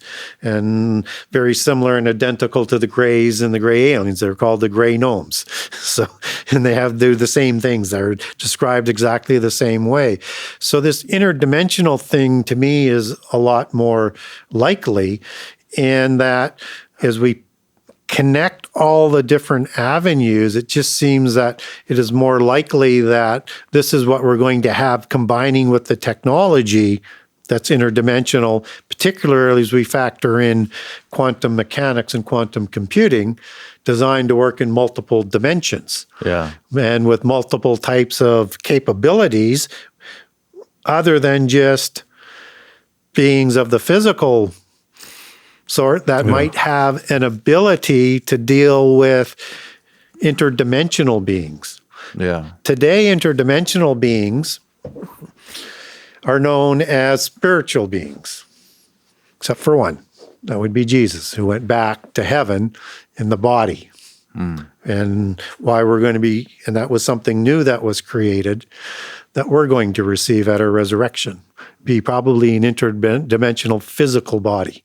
It's a cool way to think about it. So when angels come to the physical world, they can be as a spirit opalescent being, but if you want to be a physical being, you have to take a physical form to interact. You can do some things, but you can't do everything that you can physically. But seemingly that doesn't go back to the dimensional world because they're all spirit beings, whether it's in Sheol or Hades. They're either ghosts, spirits, fallen angels in spirit form, but they're not in a physical form. But we know as they come through, they can take a physical form. So, and they can do that at will accordingly, because we see the gods walking amongst us. Yeah. Until shortly after Babel, and they're not walking amongst us anymore. Will be again in the end time. So it would seem that capability is still there, or there are more rules put in place restricting that. Yeah. When we look at now moving our technology to interdimensional, are they trying to create something that can go interdimensional for their spurious offspring, as what it may have been in the past? Maybe not into heaven, but at least into the other world. The second heaven. As what the Raphaim were capable of doing. And giants, as we see them going there in antediluvian mythology. So again, as we see, there's a degradation that sort of comes down. So I think there's more of a connection to the interdimensional, and just link in CERN. Right? Yeah, which we did an episode on. Yeah. AI, quantum computing, different dimensions, to go into heaven, to have war in heaven for the end time, and to maybe try and get the beings out of the pit prison in another dimension. The Godfather out. Yeah. And they've got the acronym CERN. Yeah. Yeah. To get the leader of the Watchers out that we covered off as the goat god Azazel. Yeah, either way, I mean, I think it takes a long time to understand dimensional conversations. I think it's an easy word to throw out, but it's hard to really conceptualize. But I think, there's so many other stories we've heard on here that help us kind of, the missing 411, people going missing, and it seems to be they're stepping from our dimension somewhere else, and the mystery is where they go, and people who somehow wander back. We interviewed two guys that had it happen at their high school. They literally walked into a classroom and the whole school disappeared, and then they came back, and you were like, how does that story make any sense? But it sounds like a dimensional gate of some kind. Well, and we know biblically, like Ezekiel was taken in vision somewhere. Sure. In spirit. Yeah. And John was as well. Yeah. And we know that fallen angels will try and counterfeit that. Now, going to heaven's a whole different ballgame. Yeah. So when people astral plane, they're moving in spirit. When they're trying to get in touch with the divine essence and the Atma and the female goddess, source of all knowledge, Sophia, that is getting in touch with something in another dimension. Yeah. There is things that can be done within the earth and the dimension that the gods rule from in the earth, but isn't permitted to have access to heaven. So but again, there seems to be a technology or word associated with rituals to activate technology that activates these portals. But in the meantime, people can have these astral planing experiences. Yeah, they project. Yeah. And you want to be very careful of doing that, because usually you've opened the gate to do that through knowingly or unknowingly. But when you open that gate to go somewhere, you're opening that portal for something to come in. Yeah. The door goes both ways. It goes both ways. Man, I feel like we covered a lot, and I feel like we tackled a big topic, and I just appreciate you, Gary, because from the modern day perspective, we get almost little flares that shoot up in scripture, and they don't make a lot of sense, because you have this ancient war going on. Yeah. You have different genealogies, and like we said, the genes is in the beginning of your book. And tell our listeners where they can get a deep dive and get the book. And if you're into Enoch, we've got a version of Enoch here, but your books. And you have a new book coming out. Yeah. Here we have a new book coming out. Start with all of it, Gary. Give us the whole rundown. Yeah. So the best way to get a hold of me is through my website at the Genesis6conspiracy.com, the number 6conspiracy.com. On there, I have all three books on my website. I have a generous excerpt of book 1 and book 2, and I have a little bit about the Oprimo conspiracy that's releasing April 1st, which is a novel, which is a little bit different than the first two books, but it's designed to put my research on display. There you go. And so the Genesis 6 Conspiracy Book 1 was a book that I wrote, and as I said earlier, that I said I would never do a sequel to. But you did. But I did because Christians said, we really like the research you did, and it's got a lot of connections in there from the Bible, but we'd like somebody to take research like that, but apply it specifically to the Bible. Yeah. So that's why I did book 2. Yeah. So book 2 is specifically targeted at Christians. I use the KJV there and take that back to the Hebrew and Greek. And in that book, I show things in book 1 where I talk about etymology. I talk about Greek words and Hebrew words and things like that, but I put it on full display in that sort of depth of knowledge I have in book 2. And so book 2 is, for Christians, it's Genesis 6 conspiracy on steroids. And if you like Dr. Heiser, it's Dr. Heiser on steroids, because we go deeper on those things than Dr. Heiser did, just as I did with Israel, as one example with the Council of the Gods. And I like Dr. Heiser's work, and we line up quite well, but this book goes deeper. So, book 2 is one of those books as a Christian. You don't have to be as knowledgeable on the Bible as you want, but you ought to be. Yeah. Right? And what I'm going to talk about is in book 2 are things that you're going to have to look up. You're not, even as a Christian, unless you're super familiar with the Bible, it's going to take you time to read. But the footnotes there are on the front page. So I've got all the notes annotated there so you can read what I'm talking about, look at the source, look at the meaning, look at the word, whatever the thing is that you might be flashing through your mind as you're reading it. And it's going to walk you through prehistory in a way nobody has walked you through it before. And it's going to highlight terms that you're going to need to understand end time prophecy as we go. And then as we move into the last 2 sections of the book, I'm going to show you how I lay out my eschatology and how it all fits, and how you need to understand prehistory to understand end-time prophecy. And this is a book, The Aprimo Conspiracy, and the subtitle is called AI's Covenant with Babylon. And it's designed to show how the end time might come about. And it's going to put on display all of my research. So we're going to have secret societies, we're going to have bloodlines, we're going to have orders, and we're going to have eschatology leading up to the end time. And as the series of books will go, because this one only gets to the 3rd seal opening and foreshadows the 4th, it's going to show you how all this technology, all of these bloodlines, how the geopolitics comes together, of how the end time is going to play out. It's not designed to be prescient. It is a fiction, but it's all based on my research and my eschatology we're not messing with. I love it. Gary doesn't write books without the word conspiracy in them. That's what I'm learning here. We got 2 Gen 6 conspiracies and a Aprimo conspiracy. I love it, Gary. And you don't like short books either. You like them. Yes. Well, and my co-author, Bill, who's my publisher, he said, we're not writing a book the size of yours. So, and this was his idea because he wanted to mesh AI with the end time somehow. Yeah. So he said, so I want it to be a short book on the end time. I said, well, it's not going to be a short book. And it's not going to be as short as you want. And so this is as far as we get, and it's about 300 pages. So, and we're only at the 3rd seal. So that's why it has to be in sequels.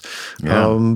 But it's designed to get people interested in end-time eschatology and to understand how we might get to the last 7 years, which this book, the first book does, and starts to lead us into it, and then how it might unfold from today's perspective. Yeah. Let's go. Love it.